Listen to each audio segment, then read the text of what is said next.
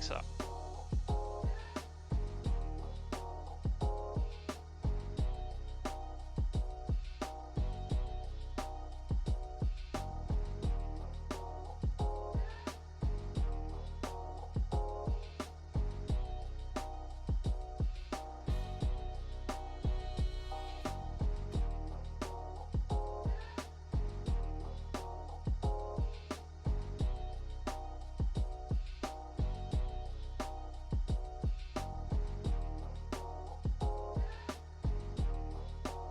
Good evening, everyone, and welcome to this evening's broadcast on Maconi Entertainment. My name is Joey Atterbury, and I'm thrilled to be joined in the booth tonight by Will Tiller and Eddie Smith working the controls as our producer. The camera angles tonight are provided by Dougie Beard. Tonight's event is the beginning of the Ignite Racing League's Hot Rod Setups Cup Series after last week's clash at the Coliseum, featuring the next-gen cars at Daytona Superspeedway for 100 laps. Daytona is a legendary track and one of the most difficult to find victory lane at, but once you find it once, it's not uncommon to return there a few more times. Will, why don't you go ahead and tell us a little bit about this incredible venue? Yes, sir. Located in Daytona Beach, Florida, right down the street from the beautiful beaches here in Florida. This racetrack was opened in 1959, banking at 31 degrees in the corners and 18 degrees in the tri-oval. It's a 2.5 mile track that has given way to some excellent racing throughout the years here at Daytona. I couldn't expect anything less here tonight in the Hot Rod Setup Shop Cup Series. You mentioned it, 2.5 miles, and one of the most historic tracks ever on the NASCAR schedule. And if you guys remember, they used to race in the sand on the beach over here at Daytona, and if you go down and visit Daytona today, you can still go drive on the beach in your own car. I know that practice is going to be wrapping up here, and the grid is already set. Will, you mentioned it, 100 laps, 250 miles tonight in those NASCAR Next Gen Cup cars. The competitors have 2 fast repairs available to them, and also, if needed, 3 green-white checkered, and as you know, sometimes those come into play, especially with fuel strategy at the end of these races. Oh, for sure. And tonight, Joey, I know these drivers took a big sigh of relief knowing that they were heading to Daytona, a track that everybody is familiar with here in the iRacing simulator. From the clash of the Coliseum last week and the frustrating caution fest that it was, to here tonight, we get to run 3 wide. We get to do a little drafting. We get to see what these drivers are really made of here tonight. I cannot wait. I know the drivers cannot wait to really let these next-gen cars fly. Looks like the grid is counting down, so we will have all of these competitors starting to hop into these virtual machines out here on pit road. They're going to take 1 full lap here behind the pace car, and then we'll set them green here. But let's take a look at the starting grid for this JP Alfonso Studios 250. Jack Dixon in the 07 will be your pole sitter. Along him on row 1 is Tyler DiVinanzo in the 97. Carson Nagy, Connor James, Trayton Lapsovich round out the top 5 there. And then in 6th, you got Kyle Edgar, Justin Knapp, Connor Webb, Connor Ellis, and Zach Sternhagen round out the top 10, Will. Yeah, then we jump to 11th. We got Michael Farrell right there in that 23 machine. And 12th, we got Nick Ledson right there in that 15. Jumping off into the 13th position after Nick right there. And we're going to look at some more drivers on the track right now. We're going to look at Tanner Kalin right there in that 44. Stephen Knight right there in the 14th position, that 279. We talked about his paint scheme here tonight. Can't wait to see that car out on the track. We look at the 15th position of Don York there in the 153. John Barry's going to roll off 16th. Caleb Wood in 17th. Brandon Scholler in 18th. And then 19th position, we are looking at Cole Powell. We'll round out our field here tonight. And while these cars are out on the pace laps, I want to give a shout out to the sponsors of this event, Hot Rod Setups. They are the title of the Cup, or the title sponsor of the Cup Series here. Reach out to Hot Rod Setups on Facebook or Discord to learn more. We've also got JP Alfonso Studios joining us. They're the title sponsor of this JT3 series, and they're a tattoo shop there in Norcross, Georgia. You can visit them on their website, www.jpalfonsostudios.com, for all of their recent work and booking information. Also have two series partners joining us as these cars are rounding turn 3 here, Tam Livery and JP Alfonso Studios. And Will, why don't you take it away with these cars rounding there in turn 3? Oh yeah, we're about to get on and popping here from Daytona. Cannot wait for this race to start. I know these drivers already, as this pace car is taking us around the last set of corners here. The infamous corner number 4 here at Daytona. Pace lights are off. We're about to get week number 2 officially started here. We had the clash at the Coliseum. Everybody got to know each other a little bit there. It was a frustrating race, a caution-filled race. But here we go here at the banks of Daytona. The green flag is in the air, and we are racing here once again at the Hot Rod Setup Shops Cup Series, as our leaders are going to take us down to corner number 1.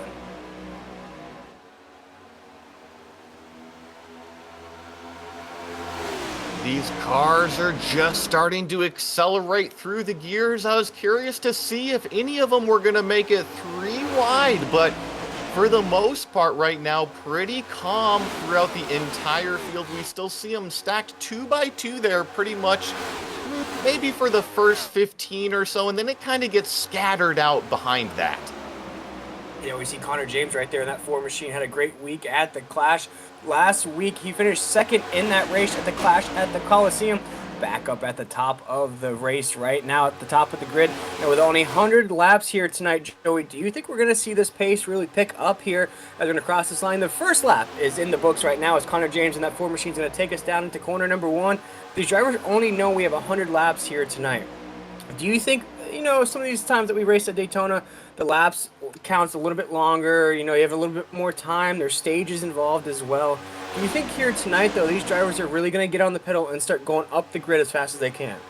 I think we're going to see a little bit of the ebb and flow of a super speedway race, because when you get too aggressive out there, it oftentimes ends in disaster. And even though 100 laps might not seem that long, there's still plenty of time to get in trouble early on if you're over aggressive with some of those pushes. As looks like right now, maybe the top 7 are single file, kind of painting the yellow line around the racetrack, and pretty calm and orderly if you ask me, Will. Yeah, right now they're single file down into the corner right now, just trying to feel each other out, sort of bobbing and weaving on that back bumper, as now we see right there the 97 machine's going to pull out to the outside, start to feel that line just a little bit. That's the 07 machine of Jack Dixon. He's going to lose a lot of pace by doing that, though, Joey. Losing that line, losing that single file line there on the backstretch. That's kind of a big gamble there. You're hoping somebody's going to pull out, push you along there on that top side, but nobody did, as now Dixon's going to have to fall back in line after losing a bunch of positions as we come off of corner number 4. I like the move, even if it netted him negative positions. You always got to learn out there, and when you're a racer, you got to go for opportunities. If it doesn't work out, well, mark that in your notebook, learn from it, and try something new next time. Yeah, this is the time. You spoke about it, Joey. This is the time to kind of feel the racetrack out, feel your spots. Oh my goodness. We almost had disaster coming off of 2 right there. Drivers tried to go 3 wide. It's getting a little crazy, as there we go. We get that shot of the 279 machine right there. And Joey, we spoke about those unique paint jobs here that they're rocking. Yeah, we're 3 wide, no! But there's contact. We got a wreck there in turn 3. It's going to collect 3 cars, and we do have a yellow flag on the racetrack. And that paint scheme's not going to look as good now with a few dents and scrapes in it after that, Joey. That's a hard impact there on the apex of the corner. And we saw it. They were running 3 wide before that. Got a little loose, a little bit of a love tap. The 279 machine tried to the inside once again. Tried to make it 3 wide, push the envelope, and just ran out of space there on the racetrack. Yeah, we're going to try to get a replay of this action. Here they are going 3 wide down the back straight. We're following the 279 right here, and 3 wide can work, but once you start getting into the corners, you'll see the funnels start to close, and the gaps just kind of close between the cars here. Yeah, and with these next-gen cars, Joey, as we see right there, Steven's just going to take a hard impact to that topside wall. The arrow coming off the side of these cars, I like to envision almost like tug of war. you know, you're getting pulled right to the left. If you're especially in the middle of a three wide, you're getting pulled both ways. In that instance, when Steven was trying to go three wide, he had already cleared. And that middle car came up beside him, started to pull him just a little bit more. And you see right here on the entry of the corner, that side draft is going to come off of that middle car and just suck the 279 right to the left side of Brendan Scholler right there.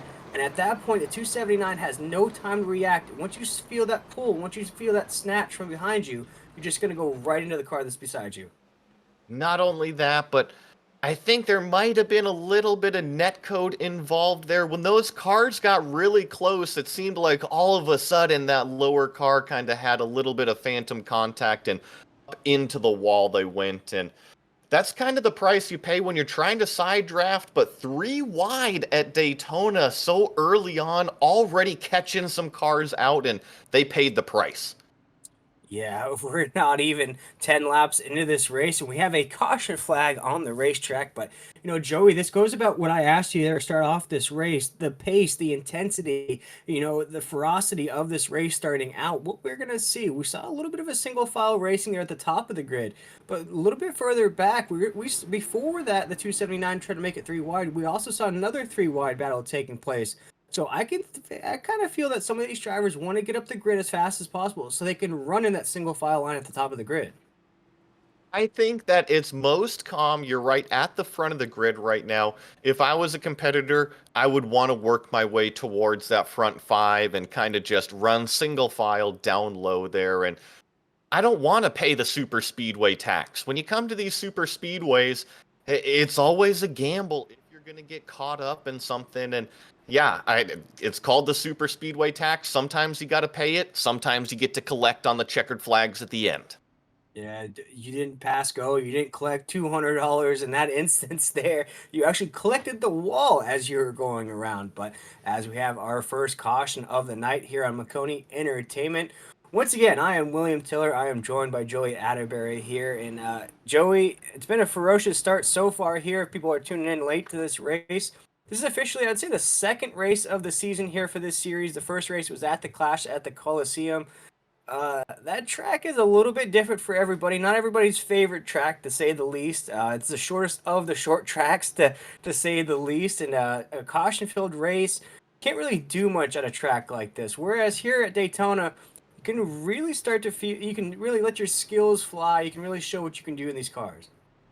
I think that the only similarities between the Coliseum and Daytona is that they're both asphalt. You know, they both have the same surface. But other than that, they are completely different racetracks. And you're right, talking about these little itty bitty tiny short track ovals where you've got no room to move around, and you come out here to 2.5 miles right next to the Daytona airport and plenty of room to draft. Maybe go ride the wall, paint the yellow line, plenty of lines to move around. But one thing is for sure, when we see three wide racing, it already resulted in a yellow flag out here. So you're right. We'll see if the ferocity picks up or if it calms down and we see a longer green flag run. Yeah, as now Connor James and that four machine is going to take us to the drop of the green flag. Looks like we're getting filed back up here, coming around 3 and 4. Looks like the pace lights are off with that pace car now. We're going to get things on and popping here once again here on Maconi Entertainment. This is the JP Alfonso Studios 200 here tonight. And we see right there, this is a great shot of Connor James and that four machine. I spoke about how he had a great finish last week at the Coliseum. And that race, Joey, was kind of a race where we get to know some of these drivers or who's going to stand out. And it looks like this four machine's really getting his name out there. He wants us to know who he is here on Maconi Entertainment. The four is going to lead the field back to this green flag. And you're right, that strong showing at the Coliseum. It's always nice to build momentum. And Barney waves the green flag ferociously, as you call it, Will. And the and the field is underway, accelerating up through the gears right now into turn one. Yeah, as Connor's going to take us down to corner number 1, still holding that inside lane, the lane that he's been preferring here 8 laps into this race. As we come off of corner number 2, he's still our race leader. Looks like that bottom line's building up just a little bit more. The top side, though, is looking for friends to play with. Looking for friends to play with, indeed. He might have one in help with that blue and white car helping push him down the back straightaway. They're going to stay even here. The 129 as well as the Oof. 15. Ooh, that was very close there trying to tuck back in line. Yeah, they're starting to feel the topside lane's not the lane to go right now, as you're starting to see more cars starting to file into that low side lane as we cross the start finish line officially 8 laps into this race. Digging down into corner number 1. Still Connor James is our race leader, 9 laps into this race right now. It looks like we got a train forming up there. We're about a month away from Christmas, but it looks like it's that Christmas tree train already at the top of this grid. Yeah, looks like the top 7 have formed up. We might see a middle line here form with, looks like that might be Connor Ellis in the 148 going to move up through the middle, but he's got no help right now going in through turns 3 and 4. I don't think that move's going to pay off quite yet. No, and oh man, it's getting tight off of 4. Keep it together right there. Man, that was a tight squeeze off of 4.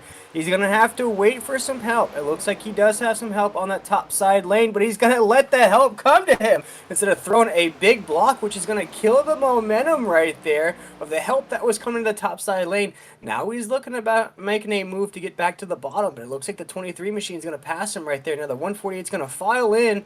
I think they're going to try to form a line. I don't think the 148 really knows which lane to run right now. He's just bouncing from top side to low side. The 148's definitely hunting around, and I tell you what, all the cars behind that are kind of hunting around as well. They're not formed up very well, and there's a lot of sporadic 2 wide and 3 wide, but the 148 seems very aggressive right now. He's going to be pushing the car in front of him. That's the 23 of Michael Farrell. And he's trying to make those runs wherever he can, and he's actually pushed that Farrell car out. They're going to go 3 wide into turn 1, Will. Oh, man, 3 wide. Oh, and there it is right there. Another disastrous 3 wide, and we have multiple cars crashing right there on the corner.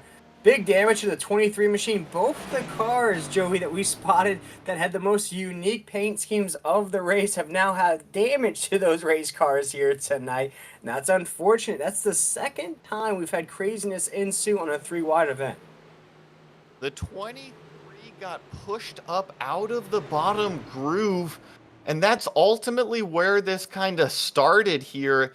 You know, there was just a little bit of shuffling for position. The 148 was being really aggressive out there with his drafting, with his pushes, and ultimately just that car got shoved up out of line. And then once 3 wide happened going into turn 1, that natural funnel came into effect and contact happened and cars went in the wall, and it's a show after that. It really is, and we have our second caution of the night here from Daytona. We are live on Maconi Entertainment. We're going to take another look at it here on the Maconi Entertainment replay. Just going to get very dicey there off the corner. Some drivers just going to stick that nose right at the back bumper. We're going to head down to corner number 1 right here. We're going to cross this line. The 140H is bobbing and weaving, trying to find the line, and then the 3 wide forms going down into 1 to the 148 on the inside. It looks like he made... Yeah, for me, Joey, it looks like that side draft, though. The 148's catching the side draft off the 23 on the entry of the corner. It sucks him right up the track just a little bit. He makes contact with the 23. And the 23 was in what I like to call the danger zone lane, because nothing ever happens good inside that danger zone. Once you're in that danger zone, that middle lane of a 3 wide event, there's nowhere you can go. You're either going to lose positions because you're going to lose air, so you're going to start dropping back a little bit. If you get loose or you get tapped from the inside, you're going to bounce off the car next to you or bounce off the wall. So that danger zone lane looks like it just claimed a victim there in that 23 machine.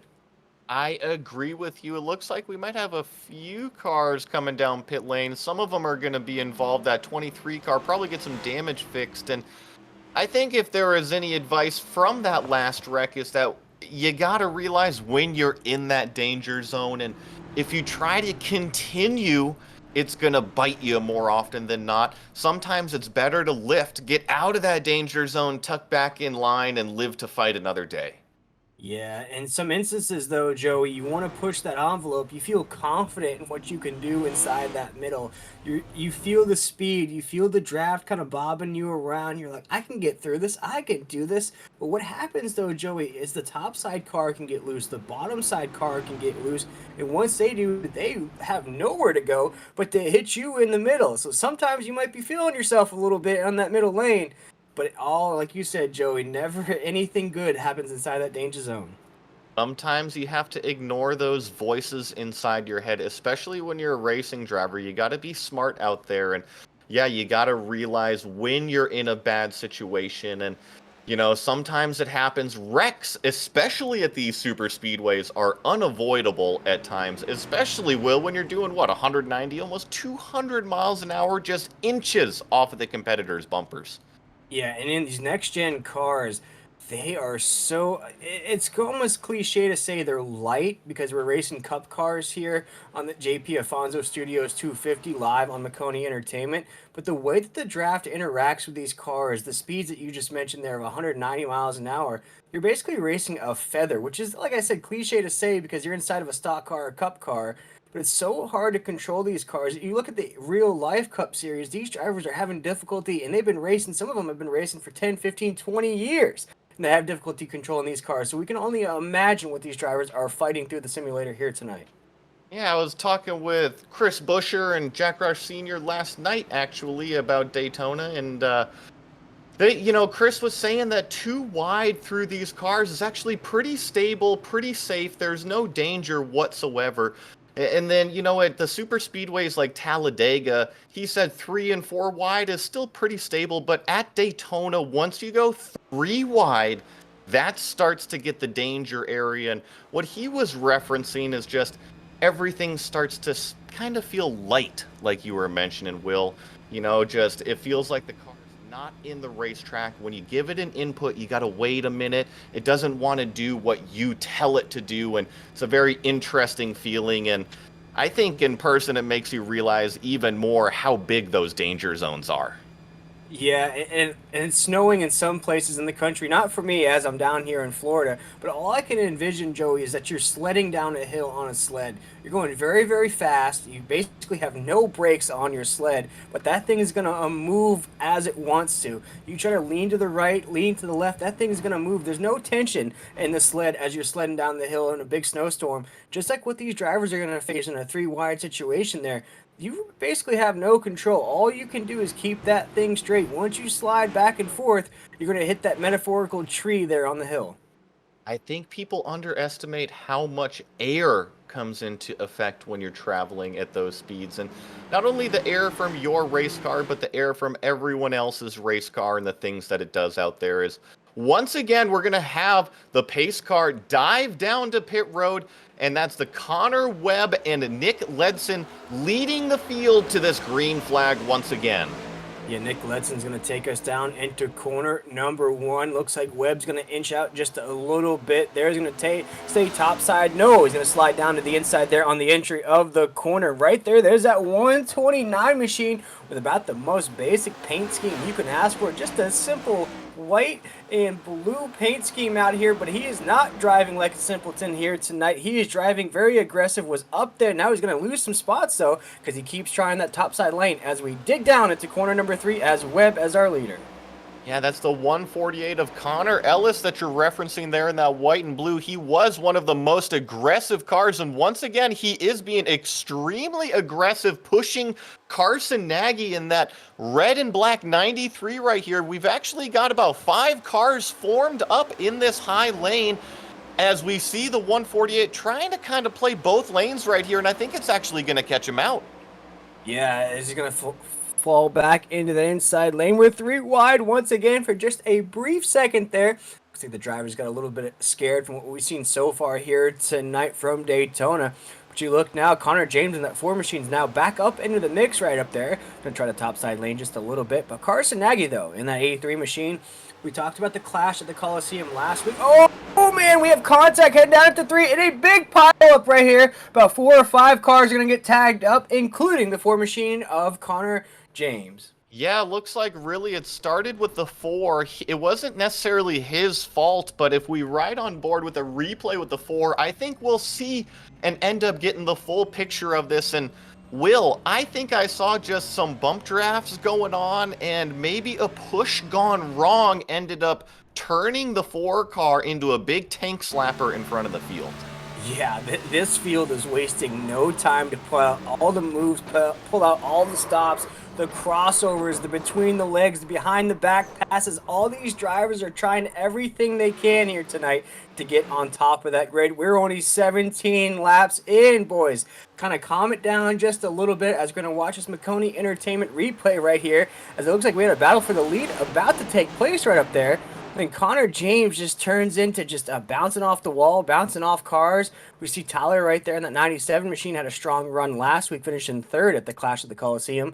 That's going to have some damage on that Sharpie machine there in that 97 machine. But as you mentioned, Joey, Connor James just really turned into the guy like a pinball, just bouncing off all the bumpers there. Yeah, I'm going to take it. I thought it was a push gone wrong, but it looks like the number 4 came up with a really late block onto the 97. If you look here, the 97 is up on the high side. This now top line goes down. The 4 is going to come down, come back up, and the 97 is already there. Yeah, the 97 was already there. It looked like we were almost testing the waters of a 4 wide situation there. Very tight, 3 wide. But I've seen it. We've seen this now 3 times here, Joey. We're 17 laps, 18 laps into this race. Do you feel, as a driver point of view, of course you're going to say it's not, not overly aggressive to go 3 wide at Daytona. But do you think right now, I mean, we still have a long way to go here in tonight's race. Do you think it's just a tad bit early to be pressing the envelope as hard as these guys are here tonight? Absolutely. Yes, 3 wide is too aggressive right now at Daytona. I understand trying certain moves and learning from them, but those moves are not going to happen at the front or the middle of the pack learning because, as you see, it erupts and oftentimes ends with the big one. Yeah, we've had a few big ones here tonight. We just had some guys get tagged up in that incident right there. But 18 laps into the JP Alfonso Studios 250 here on Maconi Entertainment. We've had about 3 cautions so far here tonight, Joey. If you're up in the lead right there, we saw some drivers head down pit road. What are you thinking up there? Are you thinking that maybe you can just keep it going here and get your green flag pit stops out of the way? But are you trying to block lines? What's your strategy as a race leader right now? Yeah, we did see quite a few cars come down pit road, but working lap 18, this is our second yellow. I don't think that tire wear is necessarily going to give them an advantage right now. I would be choosing track position over anything.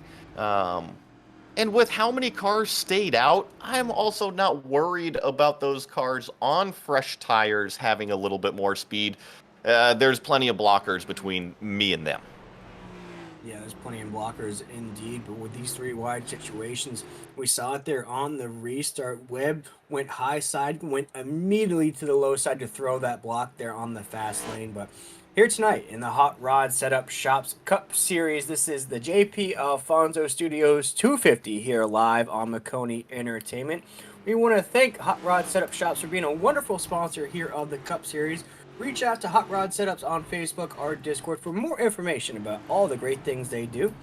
Also, we want to shout out JP Alfonso Studios for being the title sponsor of our GT3 series. They are a tattoo shop in Norcross, Georgia. There, if you want to get inked up, you want to get your full sleeves, a half a sleeve, you want to get your mom's name tattooed on your arm, we invite you to go check out JP Alfonso Studios at jpalfonsostudios.com for all their recent work and booking information. Once again, we want to thank them for being a title sponsor of tonight's race, a title sponsor of the GT3 series, and we want to thank all of our partners for being wonderful sponsors of this race, including Tam Livery and JP Alfonso Studios, as I just mentioned. But Joey, we're about to go green flag racing here once again. Yeah, looks like we should be getting formed up right now.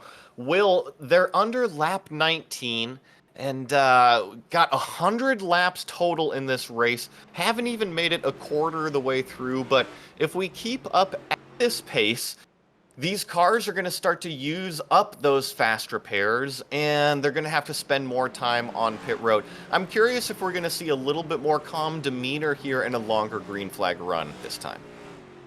That's an excellent question there, as now Barney the flagman has that green flag in the air. We're going to go a single file restart right here, and I think that answers your question there, Joey, as we're going to dig down into corner number one, a single file lane, like we're going to the cafeteria in elementary school, down into corner number one.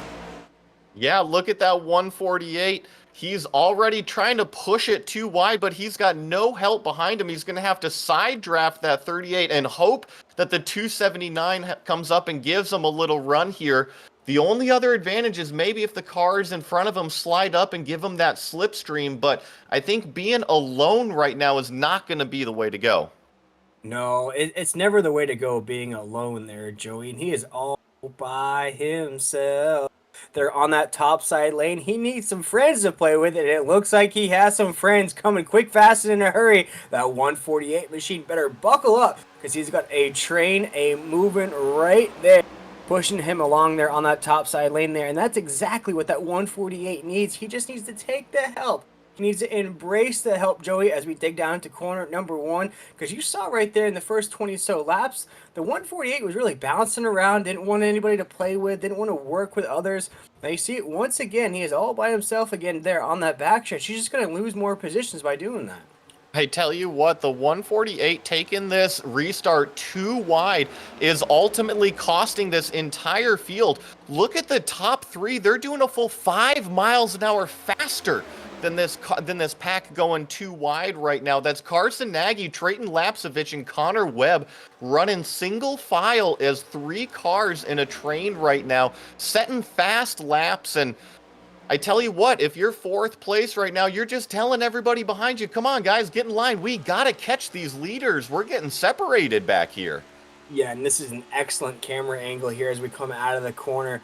This is from Connor Webb there in that 129. You see the gap that they have now amassed as we head down the backstretch. Those guys have to see these leaders from their point of view, almost like a mirage in the desert. There's that watering hole when you're thirsty. And then once you get there, it is all but a mirage. And to catch these 3 guys up there, they're going to have to find a camel to get up to the top of the grid as these guys are checking out from the rest of the field here on lap 23 across the line right now as our leader's going to take us down to corner number 1. It's 1, 2, 3 at the top, and the 4th position could be down pit road because they are very, very far away.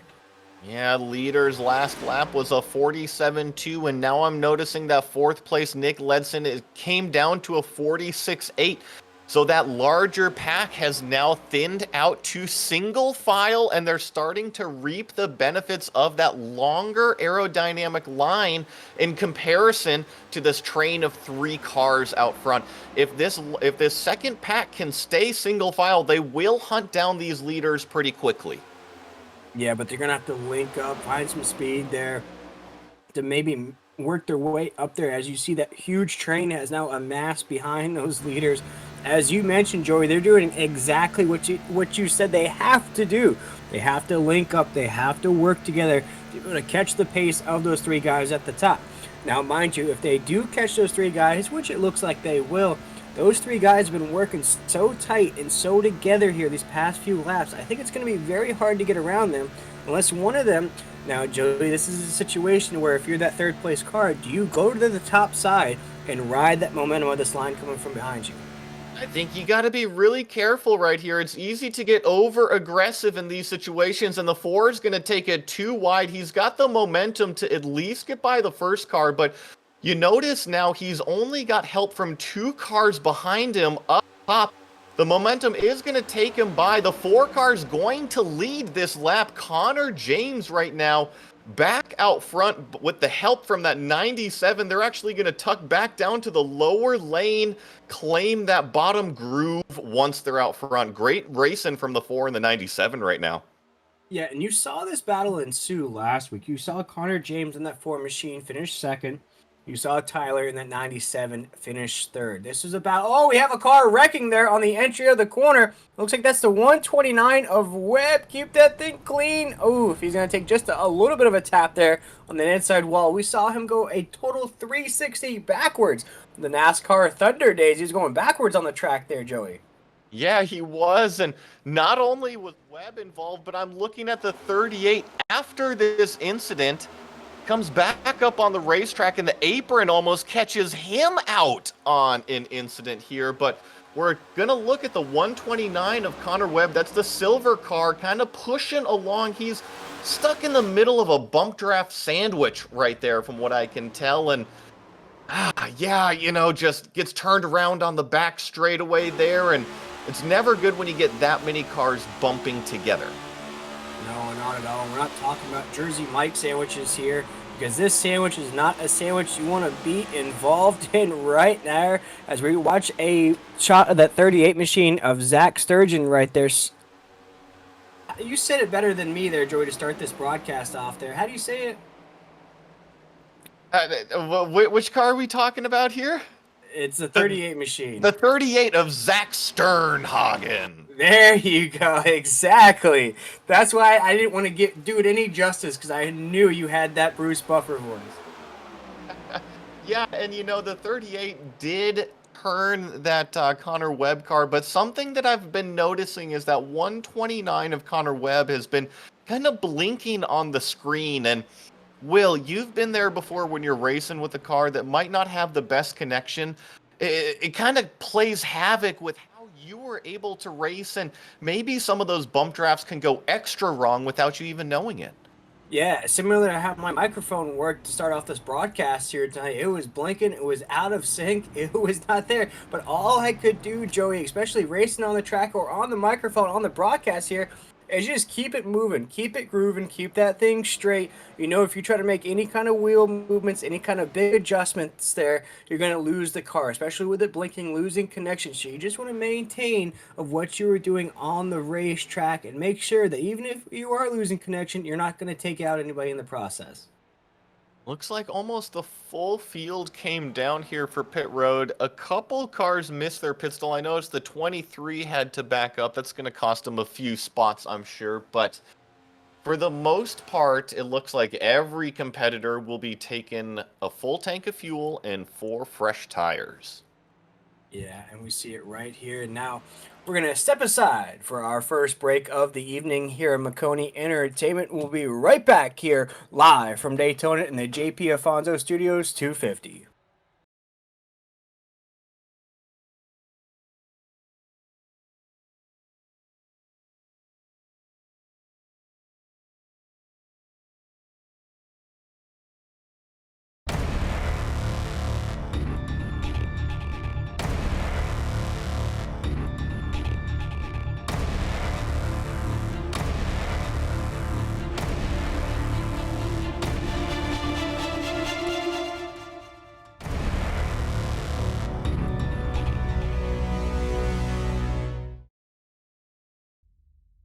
And we are back here on Maconi Entertainment live from Daytona. And Joey, my co-host of the evening, it has been a little bit of a caution fest here. We've had about 3 or 4 cautions to start out this race, but mainly it's been due to those 3 wide instances that we see now. That was an instance of a little bit of a bump draft there, a little bit of a love tap, if you will, heading down that backstretch.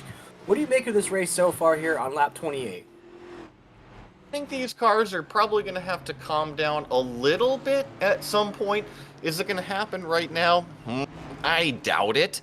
But we did have a little bit of a longer green flag run that last time. And I think, we should be going back green here, probably 29, lap 30 maybe. And maybe we'll get up to halfway before we'll see another one.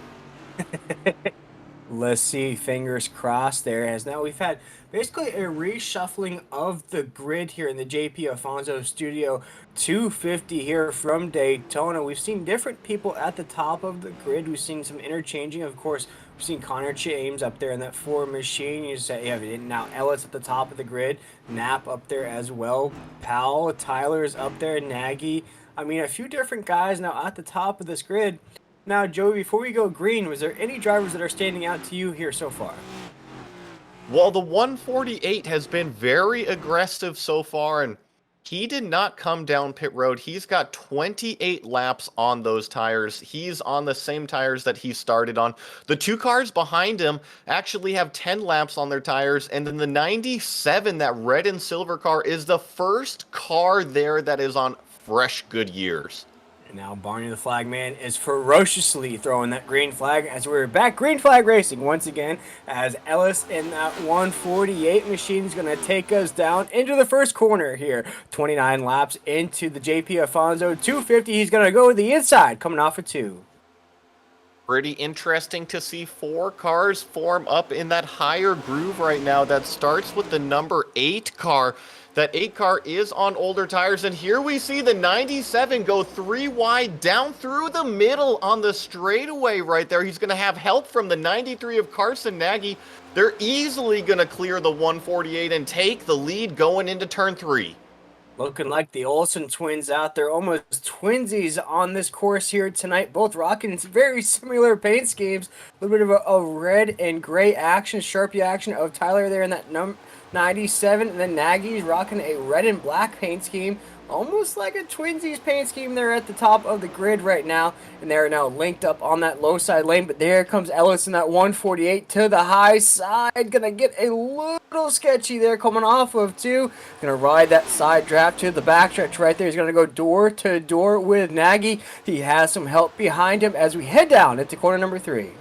Yeah, he's definitely got some help behind him now as well. And there's another car, that kind of neon green car in black, the 73. He's been blinking a little bit out there as well as we see him disappear off the screen and then reappear. That's got to play havoc with the 4 car, Connor James. Will, what's going through your mind right now? Yeah, see, he's going to get up there, try to avoid that car that has that connection issue. I don't think it's a connection issue. I just think that livery is so bright here tonight. We just keep losing focus in the sun. So for Connor James there in that 4 machine, he's hurting his eyes a little bit, that paint scheme on that 73 machine. He just wants to get around him as fast as possible. Looks like the 148 is going to battle it out for the lead right now, going down the back straight. But look at this. The 4 of Connor James slices it through the middle. Great move right now. Then he's going to go to the bottom groove. That's going to hang the 20, that white car, out to dry. Oh, he does get clear of the 97. Say thank you to the 97. He just cut you a break. We are side-by-side racing right now at Daytona. This is the most exciting style of racing that we're going to see at this super speedway. We have Connor James in that 4. We have Ellis in the 148 side-by-side. They have help behind them, pushing them along down into corner number 1 into the apex of 1 and 2. Right now, we are still side-by-side drag racing around the corner at 190 miles an hour as we head down the backstretch side-by-side. Ellis and James. Almost a caution there, Joey. There is the caution. There's the caution right there. That's the 22 on the screen. I think that, that's the 47 on timing and scoring, it looks like. Kyle Edgar, he had a heck of a save coming out of turn 2, but rejoined the racetrack very aggressively and ended up taking out a couple cars in the process. Yeah, you called it there, though, Joey. You said there's going to be a caution. Oh, good save from Kyle Edgar there. And then it just hit the apron. That car got sideways on him. As we're going to take a look at this Maconi Entertainment replay here. See the 47 starting to get a little bit of a wobble there. And you see he's going to get stuck right up there. The 8 gives him just a little tap. But I wouldn't blame it on the 8 there, Joey. It looks like Kyle was already starting to fight that race car just a little bit before the 8 almost had to check up.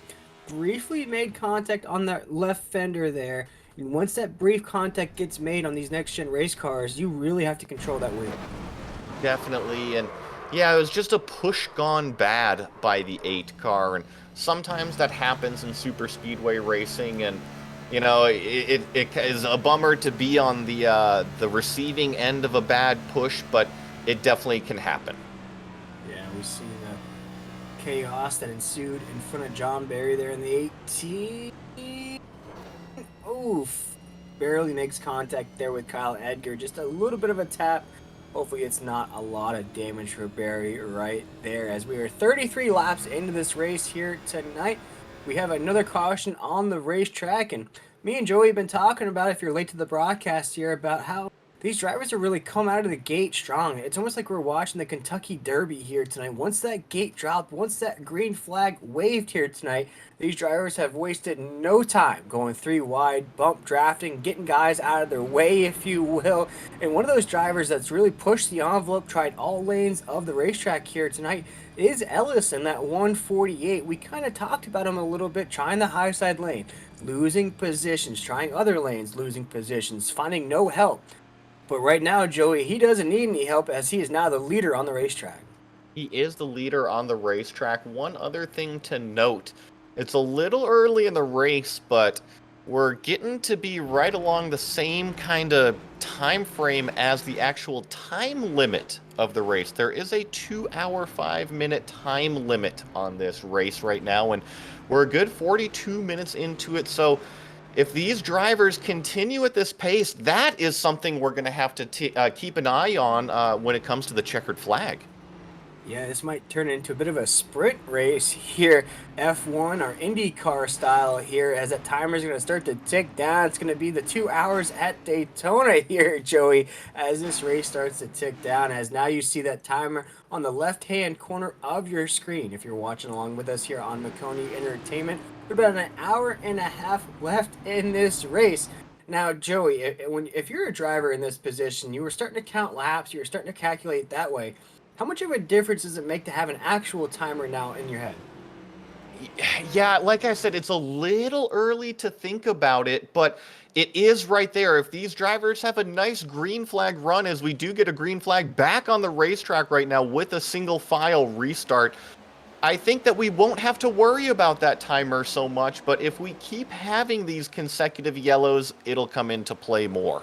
Yeah, as Ellis in that 148 machine is going to take us down into corner number one. He has been, I would say, the most aggressive driver out here tonight as we come off of corner number two. He's still trying to block that top side lane, but now we're three wide going down the backstretch right now, Joey. It is crazy. And it looks like Ellis is going to lose speed and lose a lot of positions, as now Lapovich is our leader down to corner number three. Yeah, that's the white number 20 car on the screen. It's actually number 32 on timing and scoring. Trayton Lapsevich got a big push and made the way to the front. That's the 93 of Carson Nagy in the black and red machine behind him. That's the second time that I've seen that 93 push a car out to the front. Something to keep an eye on for later.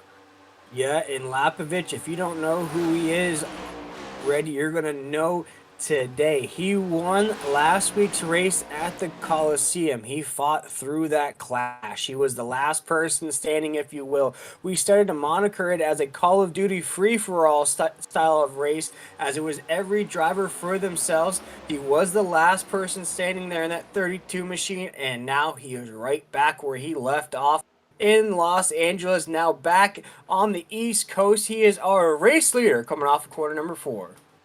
Yeah, looks pretty calm for the top four, but the 97 made an aggressive move to cut back in line, and I don't think the 148 appreciated that too much, as we see the 148 now go too wide here, but he doesn't have any friends to help him right now. The 15 is actually going to make a pretty aggressive move, trying to side draft, go into the corner here, but I think the 148 is going to have to tuck in line and try another day. Yeah, the 148 is now trying to search for help like Tom Hanks in Castaway. He is yelling Wilson as those cars are going by him as we dig down into corner number 3. Our once race leader on the racetrack has now dropped about 6 or 7 positions down the grid, and he might be losing more.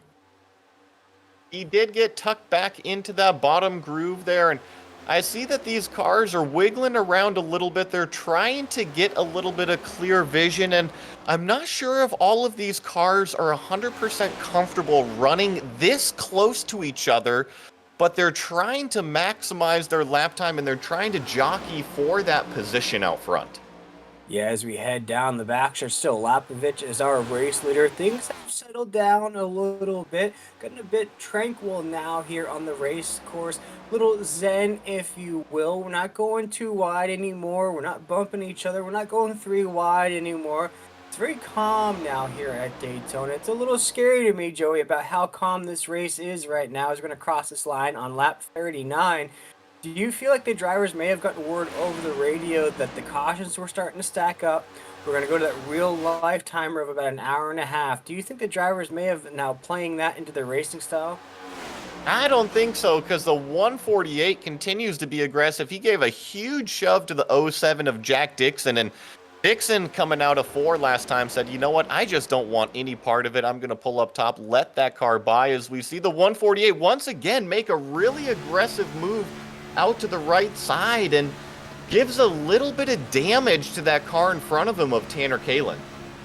Yeah, you see Connor Ellis going to ride on board here. This awesome camera angle provided by Maconi Entertainment of the 148's point of view. And you can see how aggressive he is, Joey, inside of that cockpit. He's now trying to make his move right up here. And you see he's going to try to go to the back bumper once again with a lot of speed. He's thinking about going to the top side. He knows what goes wrong there on the top side lane. He's lost enough positions doing that. So we see now Joey as we're on the apex of 1 and 2, now going to head down the backstretch. How he plays this backstretch right now, looks like he's going to try to ride that draft and make it move. No, he's going to stay there. It looks like he's learning now in that 148. Yeah, looks like he wants to stay on that bottom groove. And one thing to note, he only has a couple cars behind him in this lead pack, so even if he jumps out to that top groove, I just don't think that he's got enough friends to come up and help him right now. He's kind of stuck in a rock and a hard place, if you call it. And he keeps getting out of line there. The 148 is going to try to make a pass right there, but as you mentioned, nobody to play with, no friends there on the top side lane. But it looks like we have the 97 of Tyler is going to go to the outside lane. But as you mentioned, Joey, as we come off of corner number 2, looks like some of these drivers are getting a little bit antsy running as close as we are. They're starting to feel these cars bob and weave a little bit. They're starting to feel how light they're getting, as you mentioned earlier in the broadcast.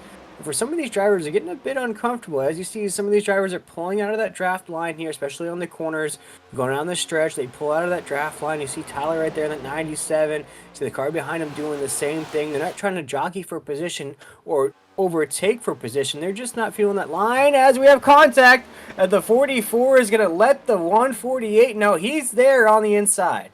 Yeah, the 148, once again, really aggressive with the side draft, made contact with the 44, and they had contact going through the tri-oval. But one thing I'm noticing, as soon as the 148 made this too wide, look at what happened. Again, this top 5 group has just separated when you start going too wide. And as we say that, we've got a 2-wide battle for the lead right now. The 97 looks to the high side, is going to take it around the 4 with the help from the 15. Yeah, that 97 of Tyler right there with a very Italiano last name. We'll get that pronunciation down here as this season progresses. But right now, that 97 machine is going to take us across the line here on lap 43. We talked about the speed that he had last week. Running really strong, finishing 3rd at the Clash at the Coliseum. Here tonight's been up inside the top 3, top 5. He was 4th just a little while ago, but as you mentioned, got a big push from Connor James as we come out of corner number 2 down the backstretch. Yeah, that is the 97 of Tyler DiVinanzo is what I'm going to go with here. And he does lead the race. And yes, we see that blue and white car. That's Connor Ellis has definitely lost contact with this lead draft pack. And guess what? He does not have any friends right now. I'm not exactly sure how this happened to the 148, but something else that's not going to help this car. He's on 43 laps. He hasn't filled up on fuel. He might be getting close, and if it stays green flag, that might spell trouble for him.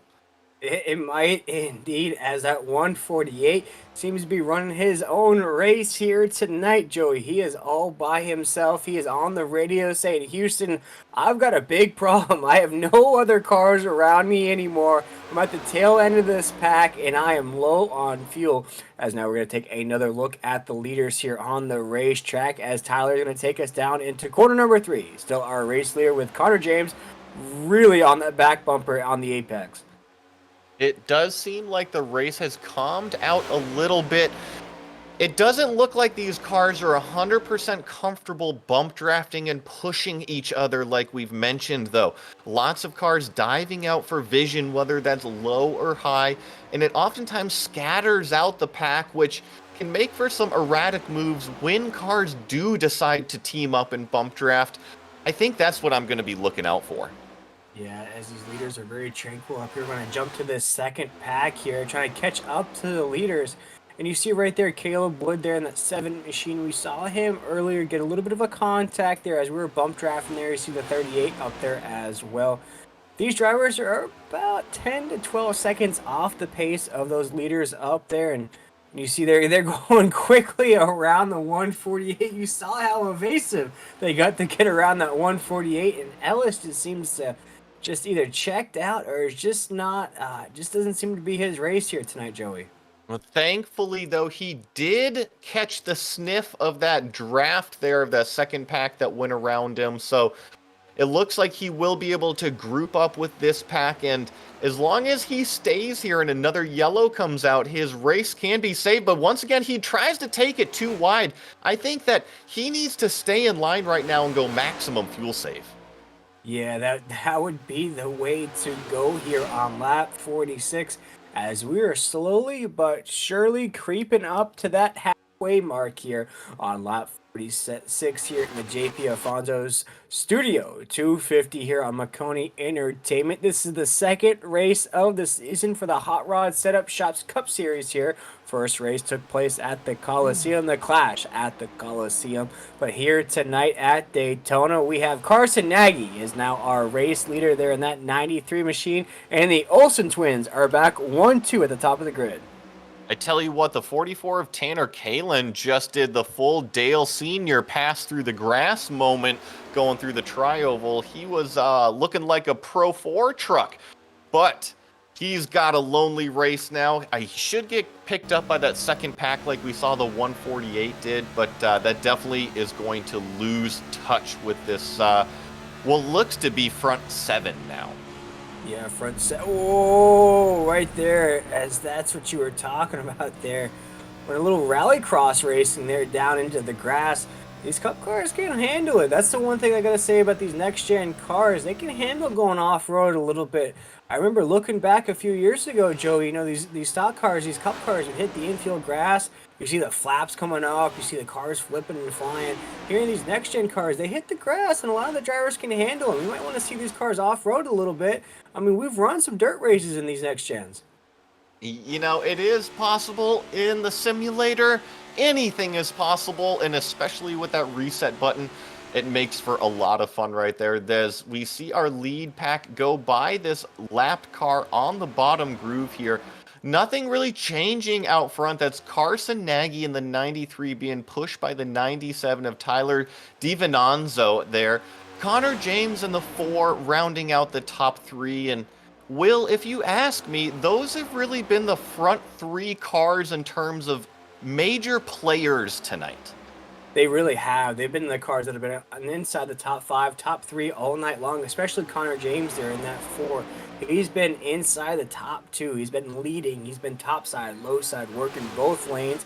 You know, we've seen Tyler also lose position on the racetrack, drift back just a little bit, work his way back up there. We've also seen Nagy in that 93. He's either leading this race or inside the top 5. I mean, it's either he's leading or just bobbing and weaving right there. He's another great block coming off the corner right there, Joey. But you can't forget about Olakovich right behind these guys, still holding pace in about the 4th position. He wants to let everybody know he won last week. Don't forget about me, as now we have Crest, the halfway point here in the JP Alfonso Studios 250, coming off the corner number 2. Yeah, that is lap 50 of 100. We are getting a pretty good green flag run, and something that I've noticed is that the 148 machine has come down pit road, but he is not gone anywhere. I don't know if he's hopping out and getting the chicken sandwich and we're going to have Ricky Bobby come in and fill in, but it looks like he is finally getting off a pit road out of the pit stall right now. Hey, if I was in that pit box, I'm raising my hand. I'm saying I like to go fast. Throw me in the car, because right now that 148 of Connor Ellis is running his own race here tonight at Daytona. Who knows how this strategy can play out? As Cotton once said, strategies do indeed pay off. It paid off for the average Joe's dodgeball team. Maybe it pays off for Connor Ellis here tonight. Right, you are, and it can, but unfortunately, with him stretching that really the first half of the race out, I'm looking right now, it's going to put him 2 laps down with the pack closing in very rapidly behind him. This might even put him 3 laps down. He's going to have to hope for some wave buys to get back into contention tonight. Speaking of wave buys, there goes that lead pack waving him goodbye. As now we're coming off of corner number 4 here once again. Lap 52 is in the books as Connor Nagy's just getting a huge push. A good momentum there, good just teamwork cohesiveness there from Tyler right there in that 97 machine. Tyler's going to go and break that slipstream just a little bit on the corner. Is going to get right back on that back bumper down the backstretch. These two have really been working nicely, and I really want to say it's been the front 3 that have been working nicely, because the 4 is just kind of giving him space and letting them do their thing. And if you look, that white car on the screen, that's 4th in line, that's Trayton Lapsevich. I've seen him take a look outside the 4 quite a few times now, and I think he's just waiting for some help behind, and then we might see a move out of that white car. Yeah, if you were Lapovich there in that 4th position, we're on lap 53 here, so we've already gone over the halfway point. Are you getting on the radio there? Are you talking to the guys behind you like, hey guys, let's stack up that top side lane. Let's give these 3 guys a run for their money here. I'm tired of running 4th. We have a lot of speed behind me right here. Let's form a top side lane and push the envelope. But are you content right there in that 4th position, knowing that you still have a shot to win this race? I don't think so. I think we're still way early to really be pushing too wide at all. If you're trying to race right now, you're just showing to me that you're being really aggressive, and you might be able to make some notes for later in the race, but ultimately I think you're going to make more frustration out of your competitors around you. Yeah, and it looks like Connor James, though, is starting to lose just a little bit of that draft coming off of Tyler there in that 97. You see right there's a little bit of a gap right there, Joey, as we come off the corner there, heading to the backstretch here on lap 54. Could it be that just Connor wants to kind of just save fuel a little bit, not press the issue as much as he has in that Ford machine, as now he is right back up on that back bumper just as I say that? Whenever you can save fuel, it is always smart to save fuel. You know, we always think about saving fuel as a way to stretch your gas mileage at the end of a race and be able to take home a fuel mileage win. But it also pays off in the pit stop. If you save fuel right now, that means you got to fill up the tank less, which means a quicker pit stop, which can leapfrog you on pit road, which, if you ask me, is the easiest pass of them all. It really is the easiest pass of them all when you can leapfrog another driver on pit road. And we see the stats of Connor's race here tonight. Lowest position was 15th. Highest position, as I mentioned, led the race for a little bit. Currently 3rd here. But as you mentioned, Joey, last time he headed down pit road was about 28 laps ago. Now, lap 55. I'm not a mathematician. I'm just a broadcaster. That's why they put me behind the mic and not be out in a classroom teaching people. When do you calculate the next time these drivers will have to head down pit road?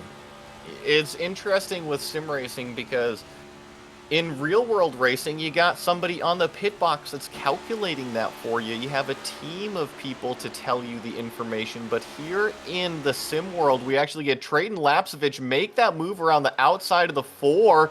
He is going to clear the 4, give that 3rd position to Lapsevich. But in sim racing, it's all done by yourself. You have to do it all. You are the driver. You are the fuel strategist. You are the crew chief. You got to be making those calls. And so oftentimes what we see is a lot of these competitors will be running third-party apps that'll tell you how much fuel you need to put in for each pit stop. And that's nice and convenient for you. Yeah, we're starting to get some racing out there on the racetrack as Lapsevich is starting to make his way towards the front. We are indeed racing on this racetrack here tonight as Lapovich is making a move for the lead in a huge run right up there and a huge block on the entry of one. Lapovich is now our race leader there. He is number 20 car on the track, but he is number 32 in your programs, ladies and gentlemen, as he is our race leader down the backstretch. I tell you what, he hung the 8 out to dry. That was Justin Knapp that did all the hard work in pushing that white car to the front. And Will, you called it. That car just took away that bottom groove as soon as he was just barely clear. And man, the 8 sank like a rock all the way back to 6th place. But you see how aggressive Nagy is there in that blacked out Chevy Camaro. He wants that lead back. He has that nose right up under Lapovich right there as we dig down into corner number 1 here at lap 58. We were going to give you folks at home a run through the field, but it looks like we have a reshuffling of the field now as Lapovich made a huge move to get to the top of the grid, a place that he is ultra familiar with, winning last week at the Coliseum. One of the strongest cars out there. Now it's very, as you mentioned, Joey, the only similarity between the Coliseum and Daytona is that they both have asphalt racing surfaces. But we're seeing the skill set of Trayton here tonight. He is good on a super speedway, and he is good on the shortest of short tracks. He is, and he continues to lead the field right now. That's the second place car of Carson Nagy, 93 right behind him. We saw that aggressive move, and the 93 had really been leading for the most part tonight, but I think that calmer heads have prevailed now, and the 93 is just going to kind of cruise there in second place and kind of let Lapsevich get a little bit of clean air. As right behind the 93, we got the 97 of Tyler DiVincenzo. Really, the 93 and 97 have been paired up all night. Those are both black and red cars out there. As we see, he started on the front row, hasn't really moved far from that spot, Will.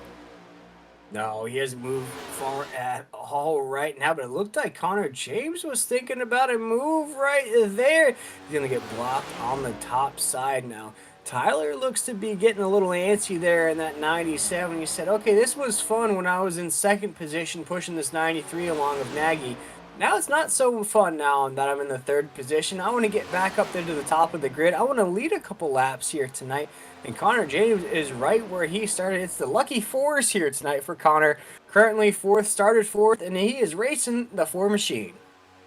Yes, he is racing the 4 machine. Been up front all night like you were mentioning, and I think he's going to stay there tonight. Really, this pack of front 5 has solidified itself, and that's the number 15 of Nick Ledson. That's a name that we haven't mentioned too much tonight, but he has worked his way up to get to this top 5 position. You see here, he started 12th, and it's been a road to get there, but he is part of this group that is broken away from the rest of the field. Yeah, right there. You see Nick Ledson and the 15 machine racing in that Lester Cheeto machine. Shout out to that paint scheme here tonight. And Joey, we're going to take a look at the rest of the field going down the grid right there. Outside of the top 5, we kick it off with Tanner Kalin right there. Currently 6th on the track. Started in the 13th position. You know, right now he's gained lost about 17 spots. He's got an uphill battle right now leading that second pack of race cars, trying to catch that lead pack here with about 39 laps to go. Look at that Jack Dixon right there in that 07, the 007 machine that I was calling him last week. Currently 7th. He started first here tonight, Joey. He's down about 6 spots on the racetrack. What do you think's caused the 07 to not have the best race here tonight? Well, this really is the second pack here. We mentioned that there's a front pack of 5 that has broken away, and then in 6th place right there, Tanner Kalin is leading Jack Dixon, but I don't know if it's been mistakes or maybe some bump drafts gone bad, but this pack finds itself 20 full seconds behind the lead pack, and they are on the same pit strategy, but Will, if we see a yellow flag come out, that doesn't matter anymore. It really doesn't, as now we're going to look at the 8th spot on the racetrack here of John Barry in that 16 machine. Started 16th to go along with his car number. Currently 8, so he's up about 8 spots here on the racetrack. A solid race for John Barry right there. Look at that, Michael Ferraro right there in that 23 machine. We saw the troubles that he got in to start off this race. Through all that adversity and the challenges, he's actually up 2 positions from where he started. Started 11th here tonight, currently 9th here on the racetrack, just inside the top 10. Then we look at Kyle Egger there in that 47, a driver that's had a bit of a trouble here tonight. Joey fighting that car around the track. Started 6th. He's down about 4 positions here in the 10th position, but still running inside the top 10. Yeah, and then there in the 11th place, we actually have the number 7 car of Caleb Wood on the racetrack. Still part of this second pack.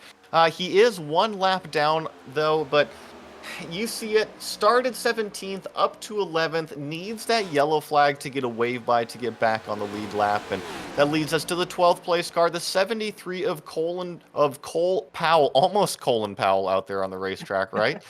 And would be pretty impressive to have him, but he's rounding out. Yeah, looks like this second pack as well. Once more, 1 lap down.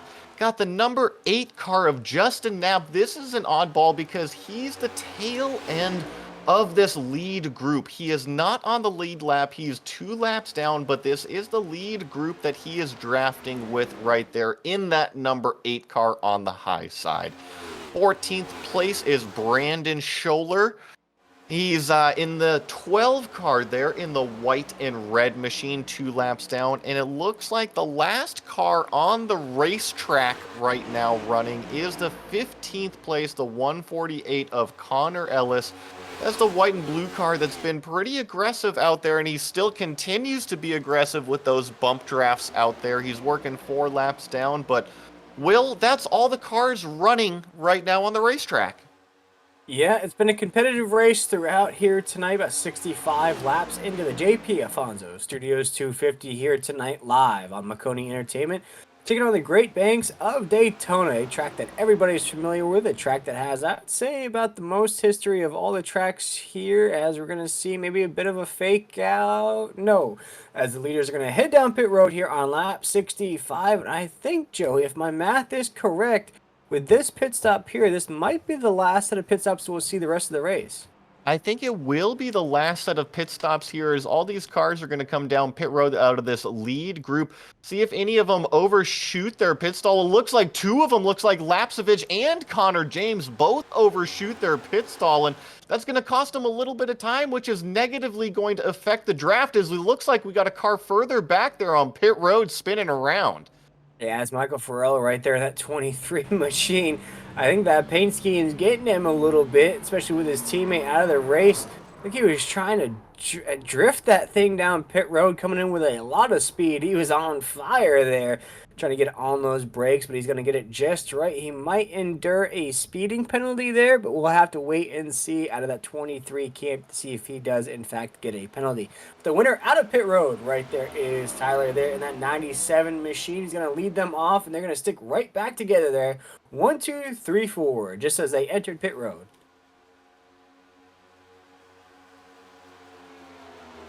Yeah, looks like a pretty aggressive bump down there from the 93 to the 97. You know, Will, something we've talked about all race right now is looks like these front 4 have really kind of separated themselves as the class of the field tonight.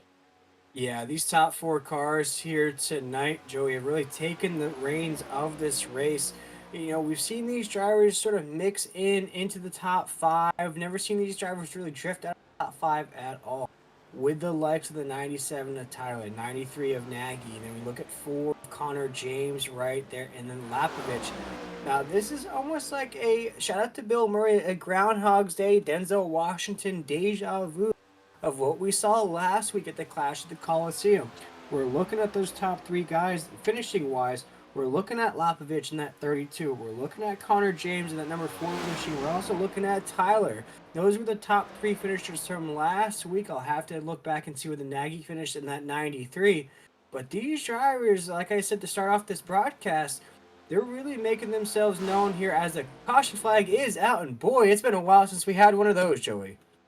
Yeah, I was trying to look back through the field and see who was involved in this caution flag. Maybe the number 23 of Michael Farrell looks to be a little bit slow on the racetrack. As this was right in the middle of pit flag cycles. The majority of the field had come down to pit road, but there was a few cars on the racetrack, including our leader, the number 16 of John Barry, who had not pitted yet. No, and that's going to be disastrous for Barry there. Maybe trying to calculate when he can head down pit road. Now all that strategy is going to go right out the window. Now, who this does benefit, though, is those four drivers we just saw come off of pit road. They were trying to get back the pace of the race track here, getting those fresh tires warmed up again. But now with this yellow flag out, the field's going to be bunched back together. They're really going to have that advantage over the rest of the field. They will have that advantage, but let's not just give credit too fast yet. You know, John Barry is going to count this lap led in the book, so props to that 16 car for at least getting out front, but yes, he will have to come down pit road right here and take some fresh tires because unfortunately, when he did stay out on the racetrack, he did not put a full lap on the rest of the field, and yeah, that's going to shuffle him towards the back of the pack now. Now, as we see John Barry head down pit road here on lap 69, we'll step aside for our second break of the evening here on Maconi Entertainment. We'll be right back with the JP Alonso 250 here on Maconi Entertainment.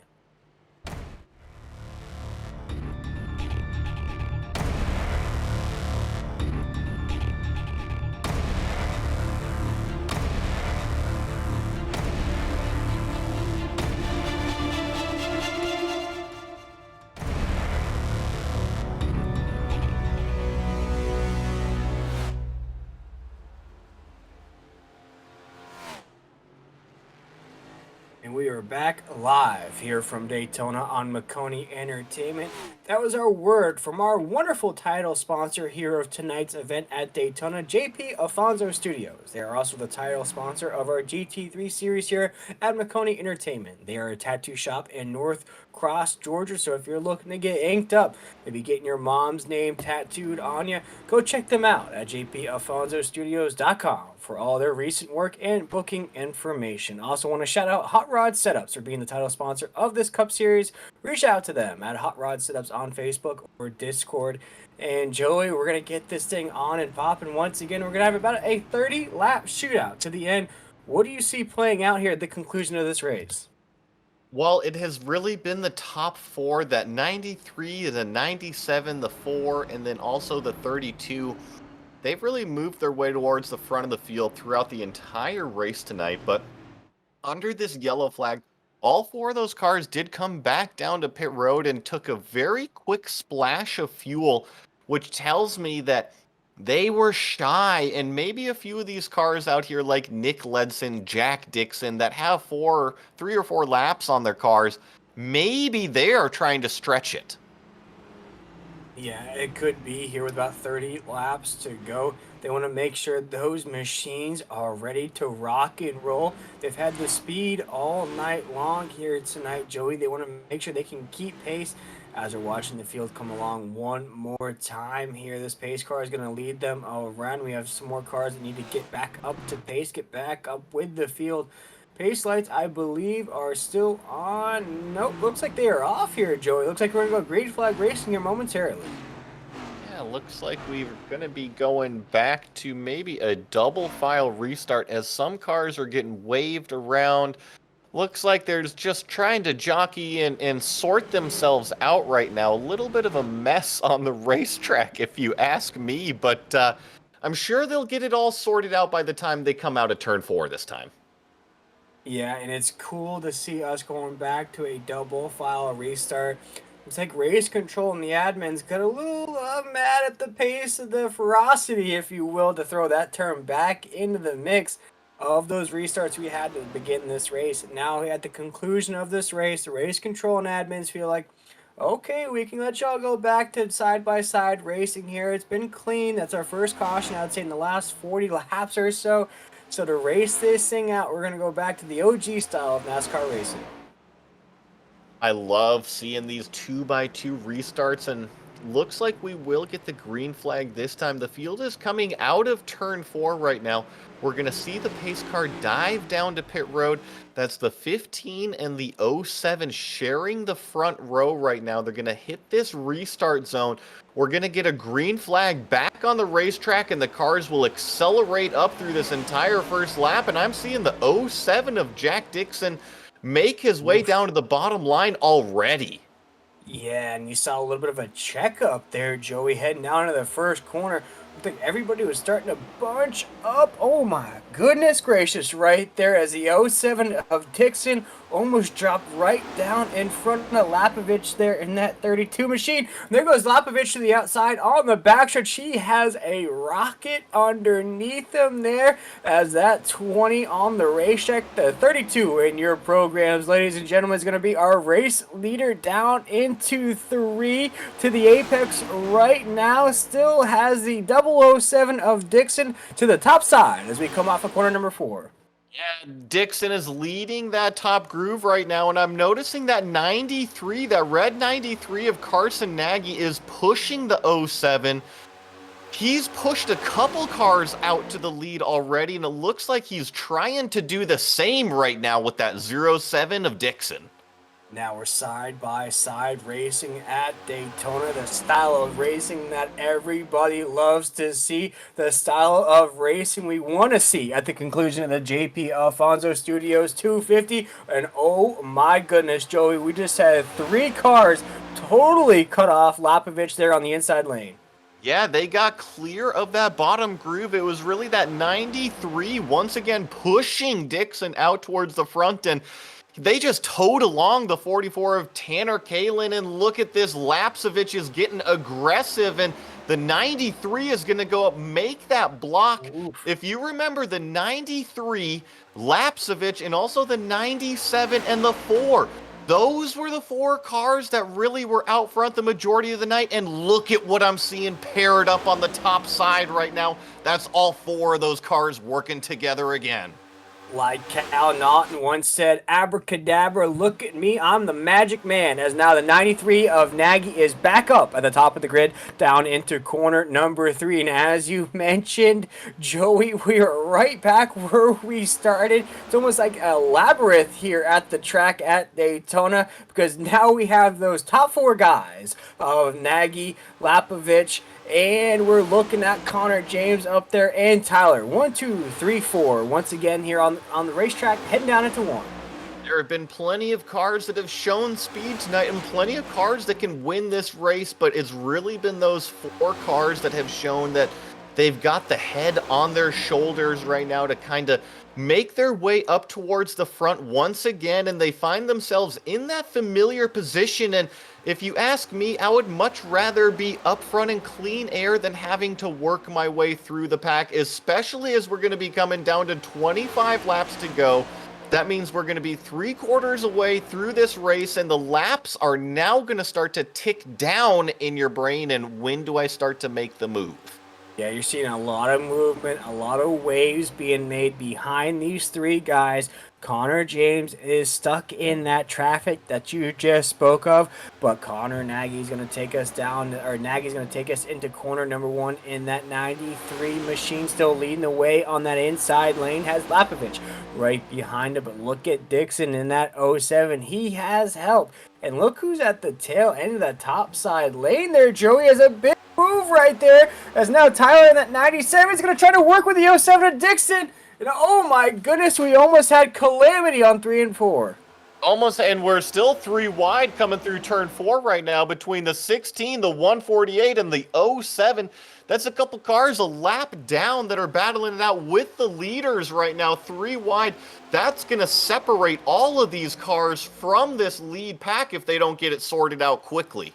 Ooh, the heat is turning up here at Daytona. This is truly a Florida race here tonight, as now we are single file after we were just 3 wide. Looks like these drivers are getting a little nervous now as these laps are starting to tick down, but I know one guy who is not nervous, looking like the man in black out here tonight. That is the 93 of Nagy up there at the top, getting a big push from Lapovich. The 93 23, Joey has made all the moves here tonight, whether it's going top side, go low side, throw big blocks, push people out of your way, be a great, I would say, quote unquote teammate, if you will, pushing guys along behind him. But now Nagy is solidified himself at the top of the grid as we dig down to corner number 1.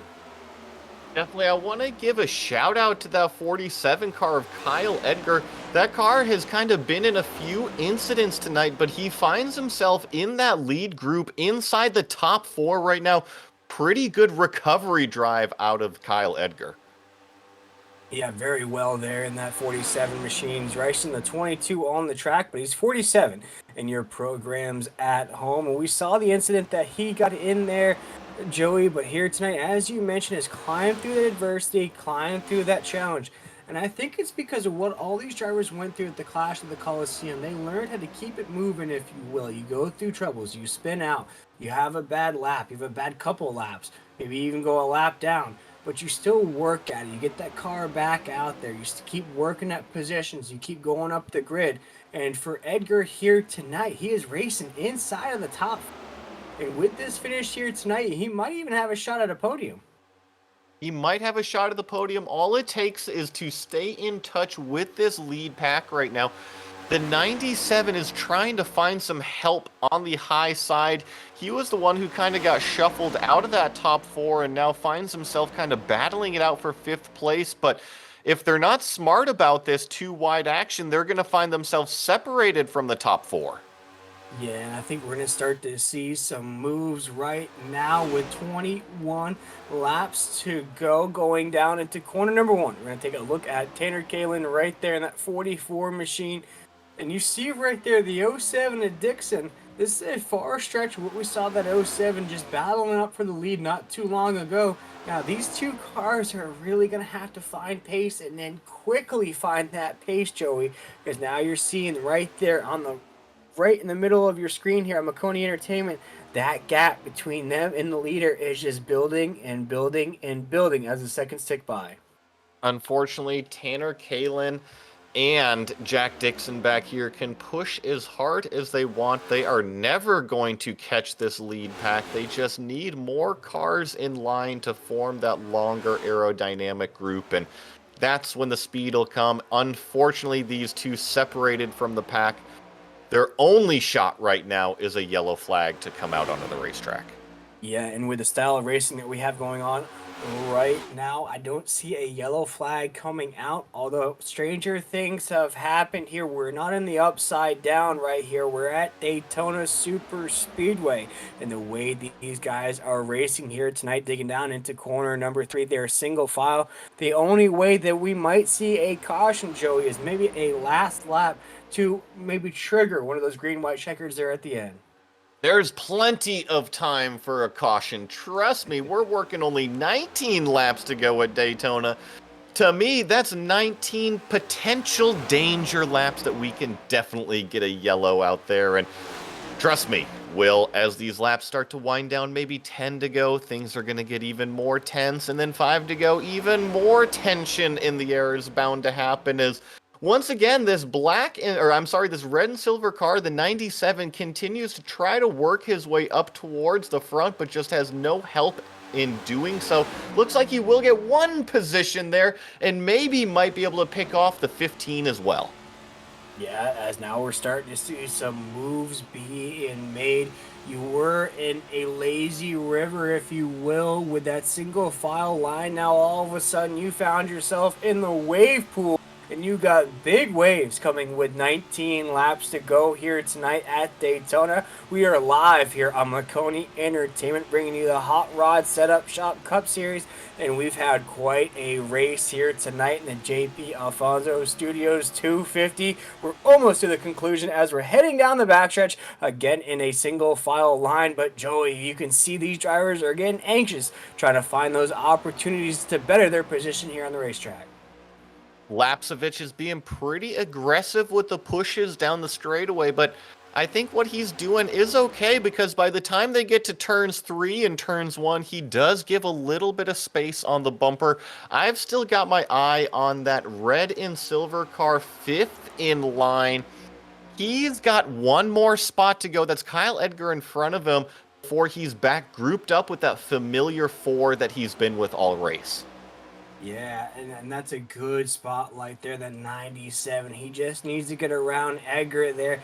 But you just saw what Edgar did on the exit of 2. I think he's thinking the same wavelength as you, Joey. He knows that Tyler wants to get back up there, but he also knows that if he allows that 97 to get around him and those 4 link up once again, that all but shuts the door for Edgar to have a chance to add a podium finish here tonight. One thing I'm noticing right there, Lapsevich really pushed the leader hard out into turn 3 right there and actually had a little bit of a gap between himself and the leader. If he gets help from the 4 in that same situation, that might be just enough to slingshot him around the outside. Yeah, it's slingshot engage. We'll watch out for that here. A little shake and bake action, if you will, as Lapovich, as you just mentioned, Joey's trying to find those air bubbles, trying to find that opportunity. We're seeing just the slightest of wiggle of Lapovich there, trying to weave back and forth. Feel different air pockets there in that action, even on these corners here. He's not sticking to the inside lane right behind the 93 of Nagy. He's trying to figure out his opportunity. Now we're on the exit of 4, heading down the front stretch here. Going to cross this line with 15 laps to go. It's all in the accordion effect. You know, the accordion, it stretches out, but it also compresses. And you have to figure out how to play that game. You gotta game it, and if you can get the help from behind with the 4, when that accordion stretches out, you can really have 3, 4, even 5 miles an hour by the time he catches the leader, and that's what Lapsevich needs to plan on. And boy, has that accordion made sweet music here tonight, as now you see Lapovich right on that back bumper of Nagy, giving him a big push into 3 and 4 as we cross over the apex now on the exit of 4. Still, Lapovich is trying to find it there. Maybe he had a little bit of a run coming off of 4. That's why we saw him pull out just a little bit. With 14 laps to go, we're going to head down to quarter number 1, still with Nagy as our race leader. When Lapsevich is able to push Nagy way out front like that, what I've noticed, the 4 is able to hang on that back bumper. And I think if the 4 hangs back just a little bit and Lapsevich is able to push the leader out front, that's when we can see a pass for the lead here. But working 14 laps to go, I think they're all still taking notes on where these cars are getting pushed and where they might be able to plan a side draft coming through the trioval. Ooh, as things got a little testy there. Lapovich was right on that back bumper, the 93 of Nagy, literally just pushing him as hard as he can. I don't think Nagy liked that too much, as he got a bit loose, and that caused Lapovich to have to check up. And we have a caution on the racetrack. And boy, I've just thrown my notes out of the window here up in the booth, because this is a whole different race now with 13 laps to go. Yeah, looks like it was the number 7 on the racetrack. That's Caleb Wood. I'm trying to take a look at what actually happened out there, and I don't... It looks like the 7 car lost it by himself, maybe going through the trioval, which is what caused this yellow flag. I think that's the classic throw the water bottle out the window when you need one. Those are what we like to call, NASCAR fans like to call, a phantom caution here with 13 laps to go, as we see the 7 car of Caleb Wood toss a little bit of a trash, a little bit of a debris out the window to bring out this caution. But now, Joey, we have a whole different race on our hands. We're going to have a restart. Now, if you're looking at Lapovich in that 32, maybe looking at Tyler there still in the mix, and even Connor James right there in that 4, do you play still the good friend, card right now, still push your friend along? Or do you now know with this restart, we're probably looking at around maybe about 8 laps, 9 laps to go. Do you try to jump this restart and get your car out front? Absolutely not. There's still green flag racing, and the only time you don't have friends is the last half of the last lap. You got to work together till then, and trust me, the restart is just as important as taking the white flag, and if you don't have friends on the restart, you'll get left behind pretty quick.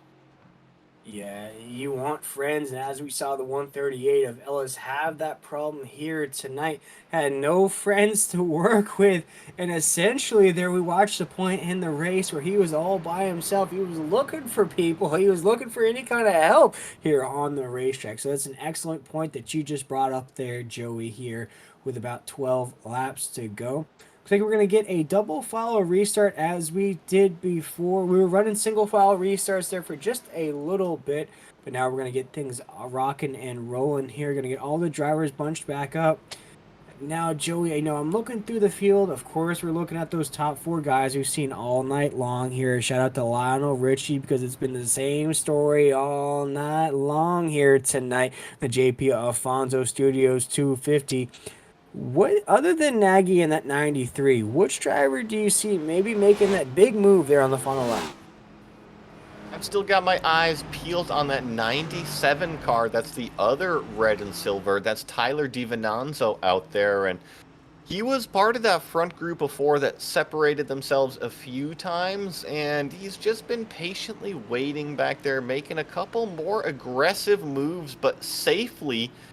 He's going to restart in the 6th place position, either 5th or 6th place position, but that's who I've got my eye on. Okay, I like that pick. A little bit of a dark horse pick to go a little bit further down the grid. For me, I would have to say it's Connor James in that 4. We've seen Connor here tonight really stay inside the top 4, stay inside the top 3, lead a little bit here tonight. I think he's in about the best position right there. He's going to restart there on the inside lane right behind our leader of Nagy there in the 93. He's going to have that opportunity to push Nagy along here on this restart. And you see if he can get that nose in a great position as Lapovich was doing there in that 32. If he can do that and they can separate there from Lapovich and Tyler right there, and also Edgar, who's been running really strong, I can see that Ford machine maybe making a move there at the end. Yeah, the 4 has been fast all night. He's definitely another one to keep the eye on as Barney does have that green flag in hand. These cars are going to hit the restart zone, and he is going to wave that thing like his life depends on it. We're working 11 laps to go here at Daytona. 10 to go now. 10 to go right there on the racetrack is now a big move from Lapovich right immediately down into the corner. He said he threw that friend card out the window. He wants to put that 32 machine in victory lane here tonight because that was a huge move to go top side to low side right there on the entry of 1. It's going to be Lapovich taking us down into corner number 3 as our race leader with 10 laps to go. Looks like those familiar 4 is what I'm going to call it are paired up on that bottom groove. The 4 might be hunting for some clean air, but looks like the 93 is going to be the one that moves it up to the top side. I'm not sure if he meant to do that. And oh no, the 4 causes a huge wreck coming out of 4 there. He gave a huge shove to Lapsevich. That's going to turn the 97 along with him as well. I don't want to mention the commentator's curse there, Joey, but that is unfortunate for the Ford machine and Connor James. Looks like the 4 just got into the back of Lapsevich really hard and upset the 4 car up into Kyle Edgar. That's the 22 on the screen that you see, and just a domino of a chain reaction after that. Yeah, man, that's tough right there, Joey. We're taking a few different angles at this caution flag here. Going to bring out at the conclusion of this race. We're going to have probably about 6 laps to go when we all get settled once again.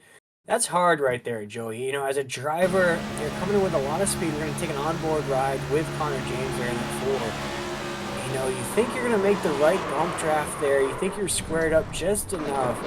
And once you realize you're not squared up, it's too late, and you start to feel that car snatch from underneath you. You start to feel that thing get very loose.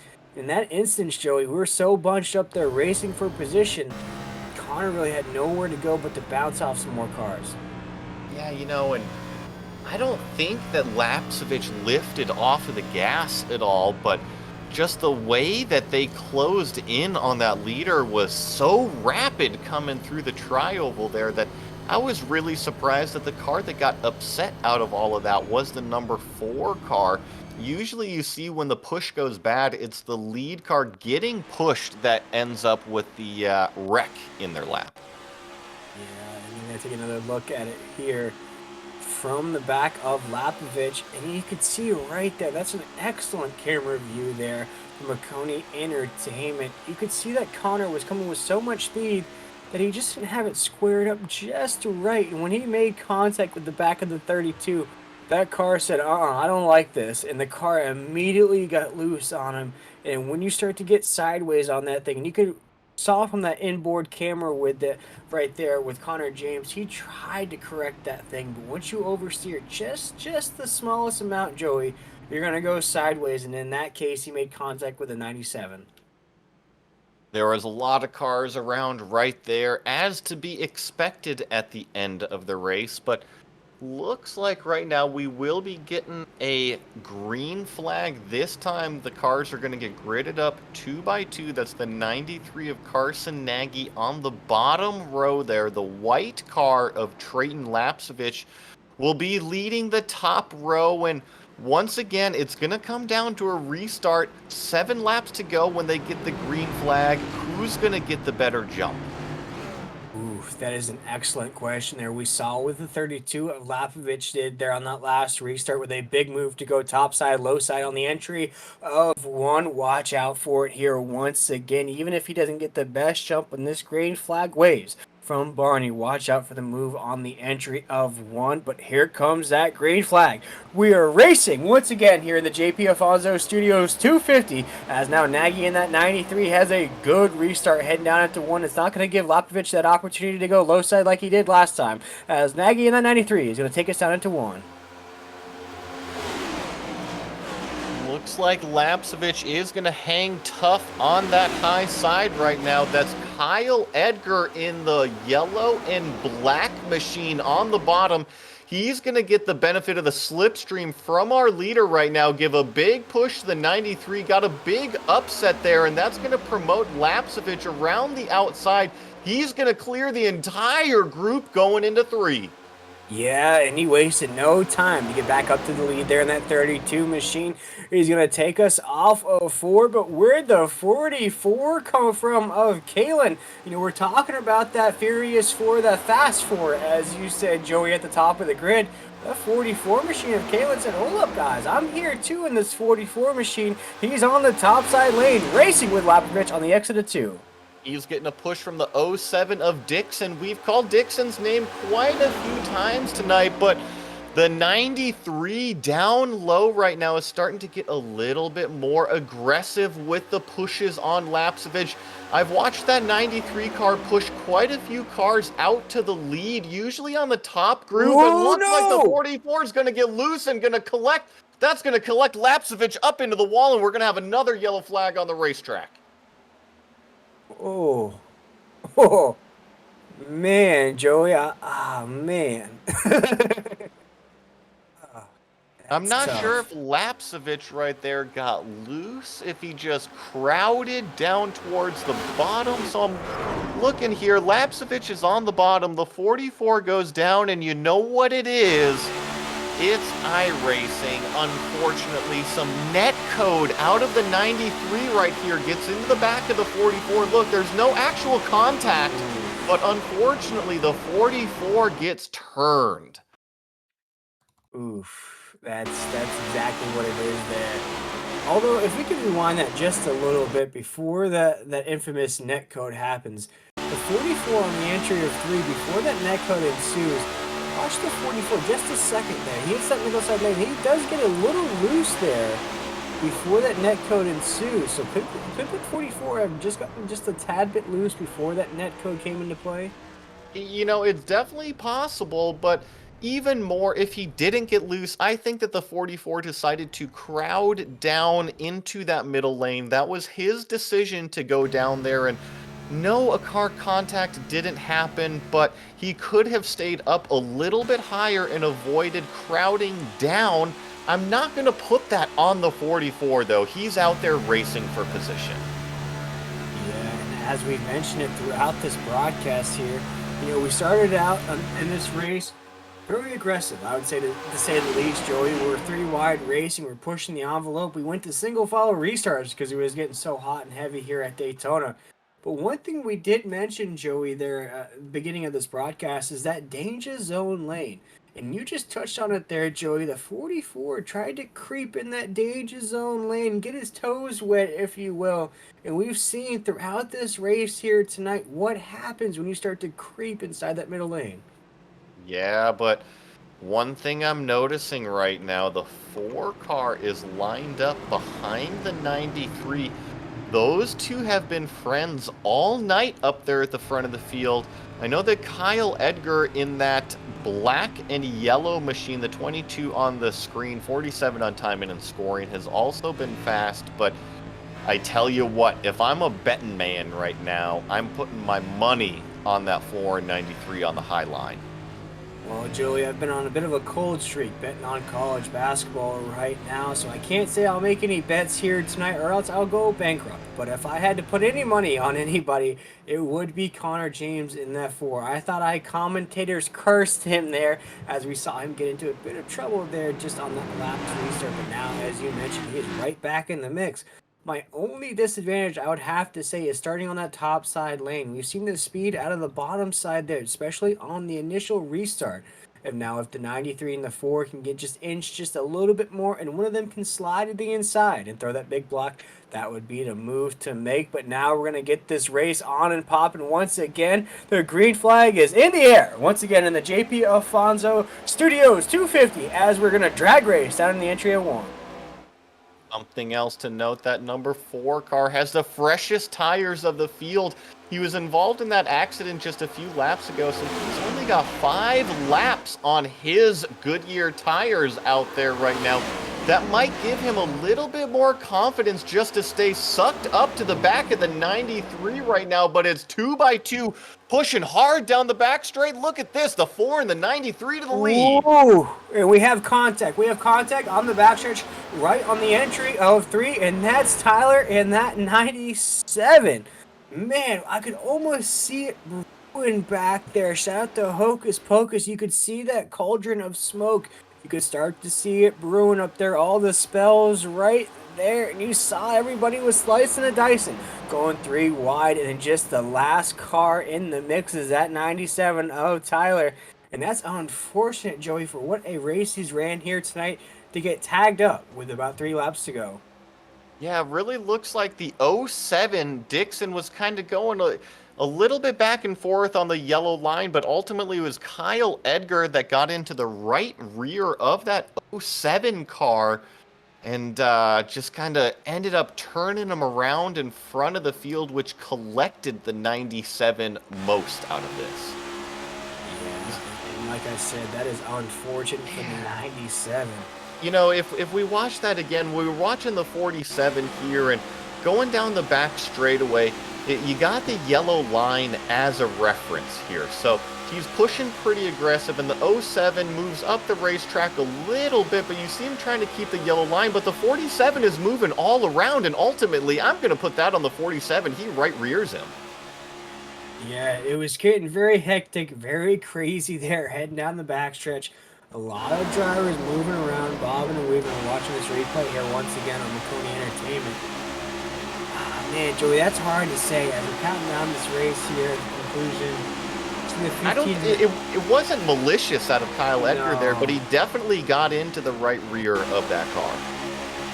Yeah, he definitely did. I think it may have been caused by a bit of a push from the 15 behind him, which sent the 47 right into the 07 Dixon. You see the 15 really on the back bumper there. Kind of pushed him along. It could just be an instance of a bad bump drafting down the backstretch. Yep. Absolutely. It was a bad bump gone wrong, but it was just in a bad spot on the car as well. Yeah, but Joey, it looks like we're going to get our first official green-white checkered here in the JP Alfonso Studios 250. And, you know, we're talking about betting. We're talking about laying money down on the race. And I think if I had to lay a bet to begin this race, I would have bet that we would use one of these green-white checkers here at the end at the pace at which we started this race. You're telling me We're going to go super speedway racing and we're going to see a green, white checkered? No way, dude. I know, it's crazy, right? Yeah, who would have thought here in this race here? But this is our green white checkered attempt number one, as Connor James is going to take us there on the inside lane. He has Nagy in that 93. He has Edgar right behind him. And that is going to be our top side and low side. But we see right there, it looks like Connor James has a new working partner there on the inside lane. I'm trying to see who that is there right behind him. I don't think that's a name we've called out here too much. That looks like, no, it's not. That's Scholler in the third position. That is the 12 of Brandon Scholler in that white and neon red car, as the 4 of Connor James on the bottom lane is going to get a great jump. He's only got 7 laps on these tires, although it looks like the 93 also got a fantastic jump, but something I'm noticing, everyone's ditching down towards that bottom groove. Whereas that 93 of Nagy wasted no time to get that top spot back. He's coming for that number 1 spot. Shout out to Ludacris as we come off a corner number 2. We are single file now with 2 laps to go. This is going to be the time to make those money moves. Shout out to Cardi B heading down the backstretch right now as Nagy in that 93 is going to take us down to corner number 3. Look at Lapsevich go ahead and try to make a 3 wide through turn 3 right now. He gets hooked up to the back of the 12 car. He had a full head of steam going down the back straightaway. He's just trying to make something out of nothing, but ultimately it's going to be a 3-car battle for the lead and the race win tonight. And this race is officially official. Whatever happens here on this final lap, the race is over, as we have a 3-car battle for the win of the JP Alfonso Studios 250 here on Maconi Entertainment. It is led by Nagy in that 93, but here comes Connor James in that 4. He is right on that back bumper. You got to make a move. You got to make a move now if you want a shot at to win this race. Here comes Edgar in that 47. We are still single file to the apex of 3 and 4. It's still these front 3-car. Nagy leads James, leads Edgar. Who's going to be the first to pull out and make the side draft? Big block by the front 2. The 4 takes it down to the yellow line. Kyle Edgar's going to go below. It's going to be the 4 taking it home. Connor James. Wow, what a finish here tonight. He gets that nose just in front of Nagy in that 93. But what a race it was down the front stretch. They were bobbing and weaving. They were blocking each other. They were bouncing off each other. They didn't wreck each other, though, and that led way for Connor James and that 4 machine to win the JP Alfonso Studios 250, and he's going to burn it down here at Daytona. Man, looking at this coming out of 4, I don't know if the 4 got into the back of the 93 or if he faked high, but it opened the door down low, and the 4 just took home the victory. He ends up with a couple big door slams, but hey, a checkered flag makes that all feel better. Oh, he was fist bumping while he was getting those door slams. He said, "It's all right. I'm going to take some bruise later after those bruises that I just ensued on that final lap, but that's all right because the sweet taste of victory is going to be very good here tonight for that 4 machine of Connor James. And boy, what a finish it was here tonight. Connor James and that 4 machine is going to be our race winner here at Daytona after an incredible green-white checkered finish. 12 1,000ths of a second take home that race win tonight, Will. I don't think it really gets a whole lot closer than that. And you look back to third place, only 700ths of a second back to third place. Epic super speedway win right here. And I think this is why we love super speedway racing. We didn't know who it was going to be until the final moments out there. And what patience out of Connor James there. I would have thought he made a move on the backstretch. He waited all the way through 3 and 4. We're going to watch this replay here on Maconi Entertainment. And he watches right there. He's going to try to the back bumper. He's going to try a little okey doke move on Nagy in that 93. But once Nagy gives that window open, Connor James said, okay, I'm going to take that window of an opportunity, and he's going to shoot straight down that yellow line side by side, use that side draft to his advantage, You're going to watch it right now on the exit of 4 here. Once again, little okey doke move there. That opens the door for the 4. Oh, man, what a perfect shot to see from Edgar in that 47. What a finish once again. One heck of a finish here for the JP Alfonso Studios 250 at the virtual Daytona International Speedway. And now that we have the race wrapped up, we do have our official results. That is the number 4 car taking home the checkered flag. Connor James with the win tonight, followed very closely by Carson Nagy. Kyle Edgar there was part of that top 3. Trayden Lapsovich, a front runner all night. Brandon Scholler there, flexing the muscle at the end when it counts with that top 5 finish. Nick Yeah, Ledson in 6th place. Justin Knapp 7th. Jack Dixon, another name that we called out all night there in 8th place. Tyler DiVincenzo 9th. And then John Barry round out the top 10, Will. Yeah, then jump to the 11th position. We see the 44 machine of Tanner Kalin right there. Had a lot of speed at the end of the race. Not going to be the result that he wanted there in that 44. 23 of Michael Farrell is going to finish 12th here tonight. Cole/Colin Powell is going to finish 13th there in that 73 machine. Connor Ellis in that 148 is going to finish 3 laps down here in 14th. Caleb Wood in that 7 is going to finish 15th, 4 laps down. And then we get into guys that just had rough nights here at Daytona. We're speaking of Stephen Knight in the 16th position. That 279 is going to finish 48 laps down. Zach Sternhagen is going to finish in the 17th spot. Connor Webb in the 129 is going to finish 18th. And the guy bringing up the rear here tonight is Don York. And that 153 is going to finish in the 19th position. That does do it for the 19 car field. All 19 competitors did take the green flag tonight, like you mentioned. A few of them with some troubles early on, but I think one of the competitors that did not have troubles early on and ended up taking home the checkered flag is going to be standing by with Will right now, and that's going to be Connor James. Yeah, one of the drivers that really raced the tires off of that machine here tonight. We saw him battling out all race long, never really slipped outside of the top 4, the top 5, took his time. Patience was a virtue for the number 4 machine of Connor James. Man, you waited to the exit of 4 to pull out a little okey doke move there on the front stretch, and you got the win here in the JP Alfonso Studios 250. Break us down how you got it done.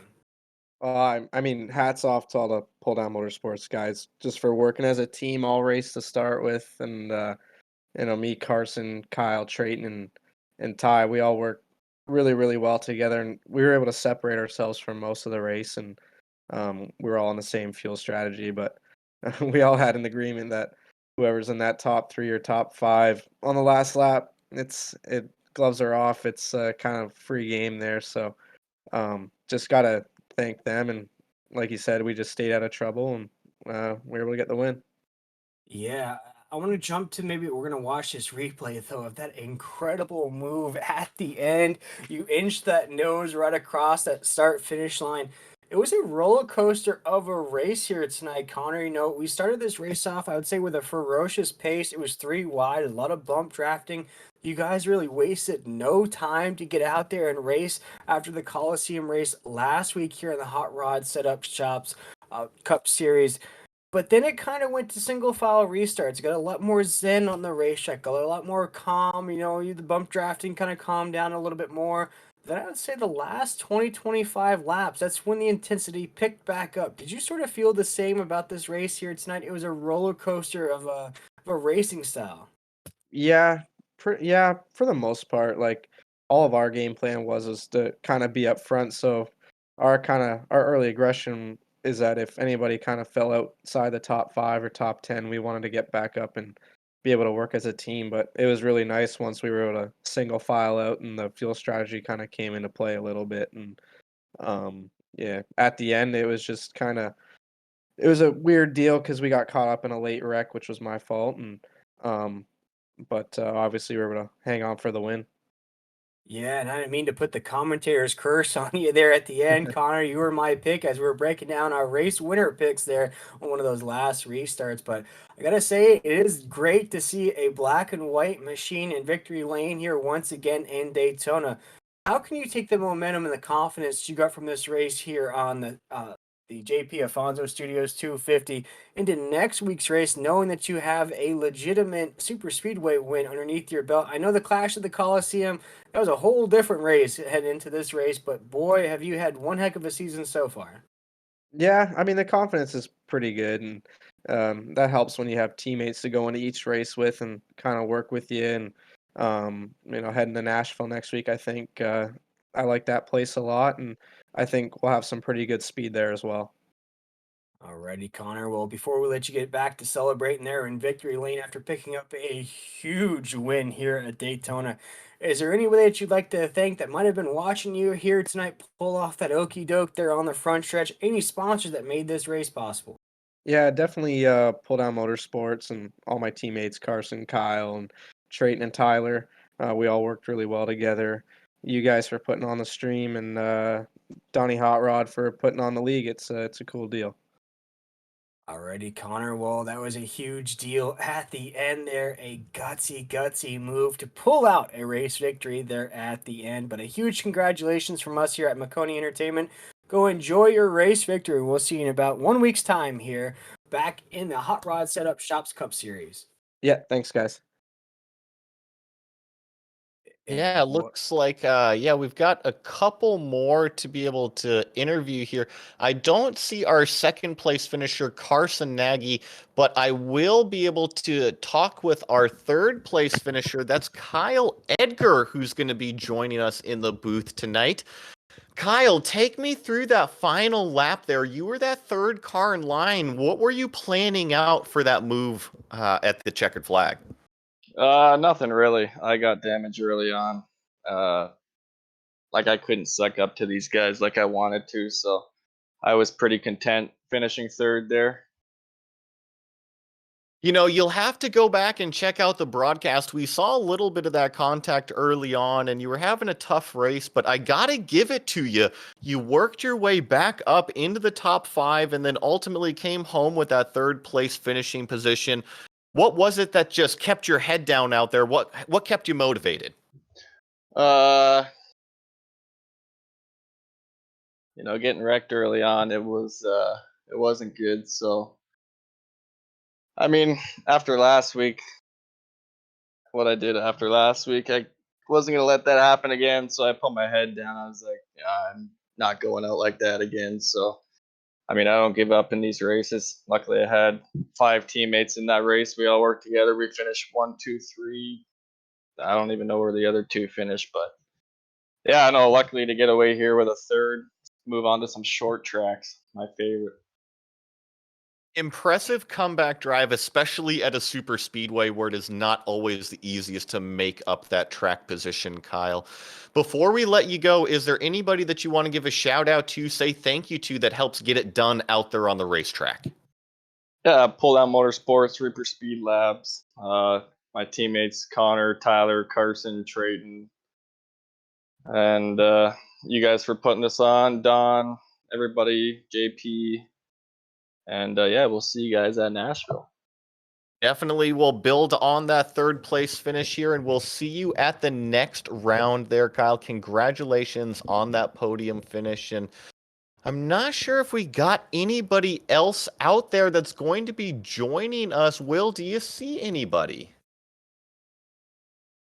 I see a couple people in the transfer room. I see Nick Ledson there, and somebody named Scholler right there. That 44 machine of Scholler that we saw there at the end. Doesn't look like our full podium is going to be there for available for an interview. But boy, that was quite a race there. You see Jack Dixon also there in that '07 machine in that transfer room. A lot of guys that had great races here tonight. We're going to take another look at this finish here. And man, what a finish it was right there. You feel for the 32 really crashing out there on the last lap. But boy, we couldn't ask for more here at Maconi Entertainment. Yeah, and we're gonna go ahead and grab our 5th place finisher. That's Brandon Scholler, driver of that 12 car. We saw him start to make some moves later in the race. Brandon, you were trying to play catch up to that front 3 at the end. You just needed help. What was it that separated you from them? I just needed that little push, you know. I thought I had Letson behind me, give me a little run, but he got caught up with Trayton with the little side draft, and I got caught back about 15 car lengths. I just couldn't gain it back up. Yeah, well, ultimately, it was a pretty yellow-filled race out there tonight. You know, you come home with a top 5 finish. That's got to feel pretty good at a super speedway where anything can happen. It's really a roll of the dice out there. Are you looking forward to getting to some of these shorter tracks on the schedule? Yeah, you know, top 5. That's pretty impressive considering I used my 2 quick repairs before lap 10 and then sat on pit road for 3 minutes trying to get the car all fixed up. But yeah, I'm looking forward to it. I like the short track stuff, dicing it up, and ready to have some fun doing it. Well, if you use those 2 fast repairs so early on, definitely impressive damage control, and to come home with a top 5, you got to be happy about that. Yeah, you know, it's pretty fun. I enjoy racing with all these guys. We do a lot of racing like, in real life together, so it's fun to actually dice it up. You know, I'm a spotter full time, so it's fun to get on here and dice it up and wheel it up with those guys. Awesome, Brandon. Well, before I let you go, is there anybody that you want to say thank you to that helps you do it here on the iRacing service? You know, I just gotta thank everybody just for having me out and just having fun doing it. That's it. Awesome, Brandon. Well, congratulations on the top 5 finish here tonight. And I think we might have 1 or 2 more stragglers in the room. I think I see our 6th place finisher, Nick Ledson, is our next highest, and he is going to be standing by with Will. Yeah, Nick Ledson in that 15 machine. Boy, we got some awesome shots of that Cheeto machine out on the track here tonight. It was a pretty crazy race. You started out pushing the envelope early, 3 wide, bump drafting. Got a little calmer there in the middle. Break down tonight's event here at Daytona. It was a bit caution filled at the beginning, and we had a couple good green flag runs. I was just content staying in that top 5 in that lead pack and riding along. And then it gets hard when the top 4 are all teammates and working together and not wanting you to be a part of it. So I was talking to Schaller after the race there and telling him I wanted to get to his bumper just to get him up there and contend for that top 3. But I had Trayton on my right rear side drafting me, so it was holding me back a bit. So just a little disappointed I couldn't get up there at the end. And boy, we just watched the final lap that we were watching the leaders as they crossed the start finish line, but we missed how close of a finish it was for you to snag that 6th place finish. How crazy of a view was it? You basically had front row seats to that finish. Did you start to see those moves being made down the backstretch? And could you anticipate a finish like that here at Daytona? You always know a finish like that's coming, especially with how close all of us were, and you can feel that tension building. Especially just that last restart right off the start, you could feel all the pressure building and everyone getting antsy on the throttle. But it was nice to beat Knapp. He's always been one of my crew guys in real life, running ever since I was in go-karts when I was 8. So it was nice to just squeeze him at the end. I know I would never have, or he would never have let that down, getting me on iRacing. So it was nice getting him. Oh, yeah, that was a beautiful finish there at the end. But as we head to Nashville next week, Nick, how do you make it rain Flamin' Cheetos there in Victory Lane there at Nashville? It's gonna take a lot of luck. I mean, I don't run on iRacing too much with these guys or at all. Really, just through COVID, hopped on it, and honestly, just this past few months, I've really been online and running with these guys. So, got a lot of work to do if I want to get up front there. Gonna log some laps and try and figure something out when we come back next week. Yeah, well, great run still, though, for that 15 machine, Nick. You finished just outside the top 5, but top 10 nonetheless. Is there anybody that you want to shout out here tonight or any sponsors that made this race possible? I just want to give a shout out to Donnie for putting this on with us. I know it's hard being that race director and friends with everyone and running all of us around. So just a shout out to him for putting it on. Alrighty, Nick. Well, we appreciate you taking the time with us here, my man. Great job on that 6th place finish here tonight. We'll see you at Nashville next week. Thanks. That was Nick Ledson. He's going to finish in the 6th place position there, Joey. And I don't know if we have Jack Dixon there in that '07 machine available for an interview, or is he on the radio with you momentarily? And he is ready to rock and roll there, Joey. Take it away. Yeah, I've got the 8th place here of Jack Dixon. We saw you fighting it out towards the front, kind of in the 2/3 point of the race. What was it that you needed at the end to ultimately get up there? Oh man, I needed something on my rear bumper to keep all the guys off of it. But no, everyone's talented in the league, but there's just seems like it's all run to the front and try and beat those top 5 guys. You know, they just run together and throw blocks 30 mph slower. But I mean, that's what you got to do to win. You got to do it. But um, we had a big group of guys coming and thought we had a good push for it. But yeah, just a bigger bumper, I guess. You called it, super speedway racing is kind of a different type of racing than what you guys experience on some of the other tracks. Looking forward on the schedule, are you more excited to get to a certain track in particular out there? Yeah, I don't know. I haven't really had a chance to look at the schedule, but I know that some tracks like Dover and um, South Boston, those are kind of my tracks. So you just throw some laps down and try and beat that team of 5. But I know any guy in here can win. They're all talented guys. But yeah, it's great having you guys broadcast for us, and we'll try and put on a show for you guys and not wreck so often. Well, you guys always put on a show for us, whether it's entertaining or not. It's up to you guys out there on the racetrack. But I tell you what, tonight was very entertaining to watch you guys. And Jack, before I let you go, is there anybody that you want to give a shout out to that helps you get it done?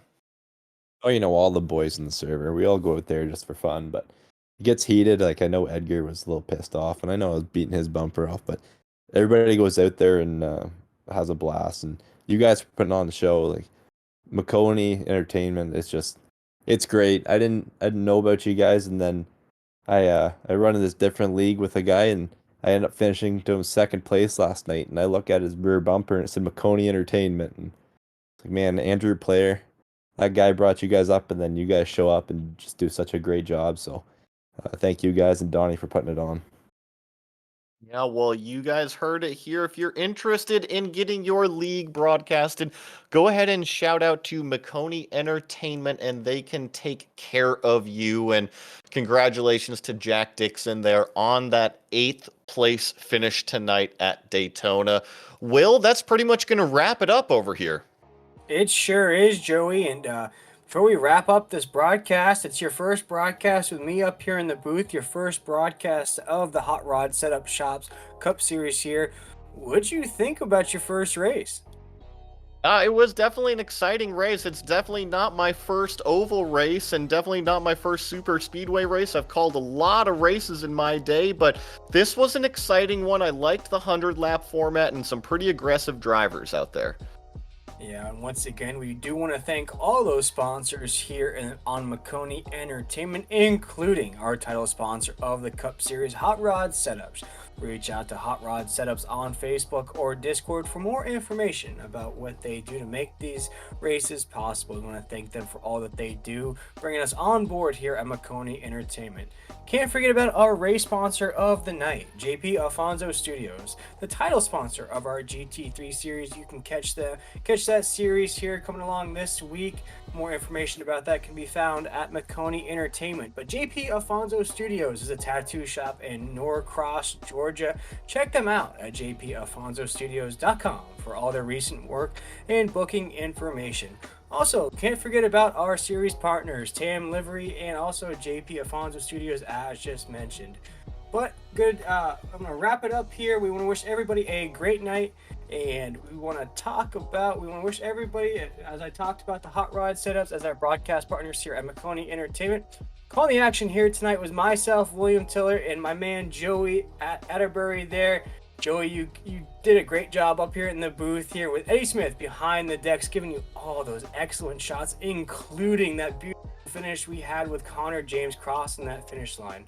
As always, I'd like to thank all of our viewers for tuning in to tonight's racing action. We hope to see you on the 14th for the JP Alfonso GT3 series at the Circuit de Barcelona Catalunya.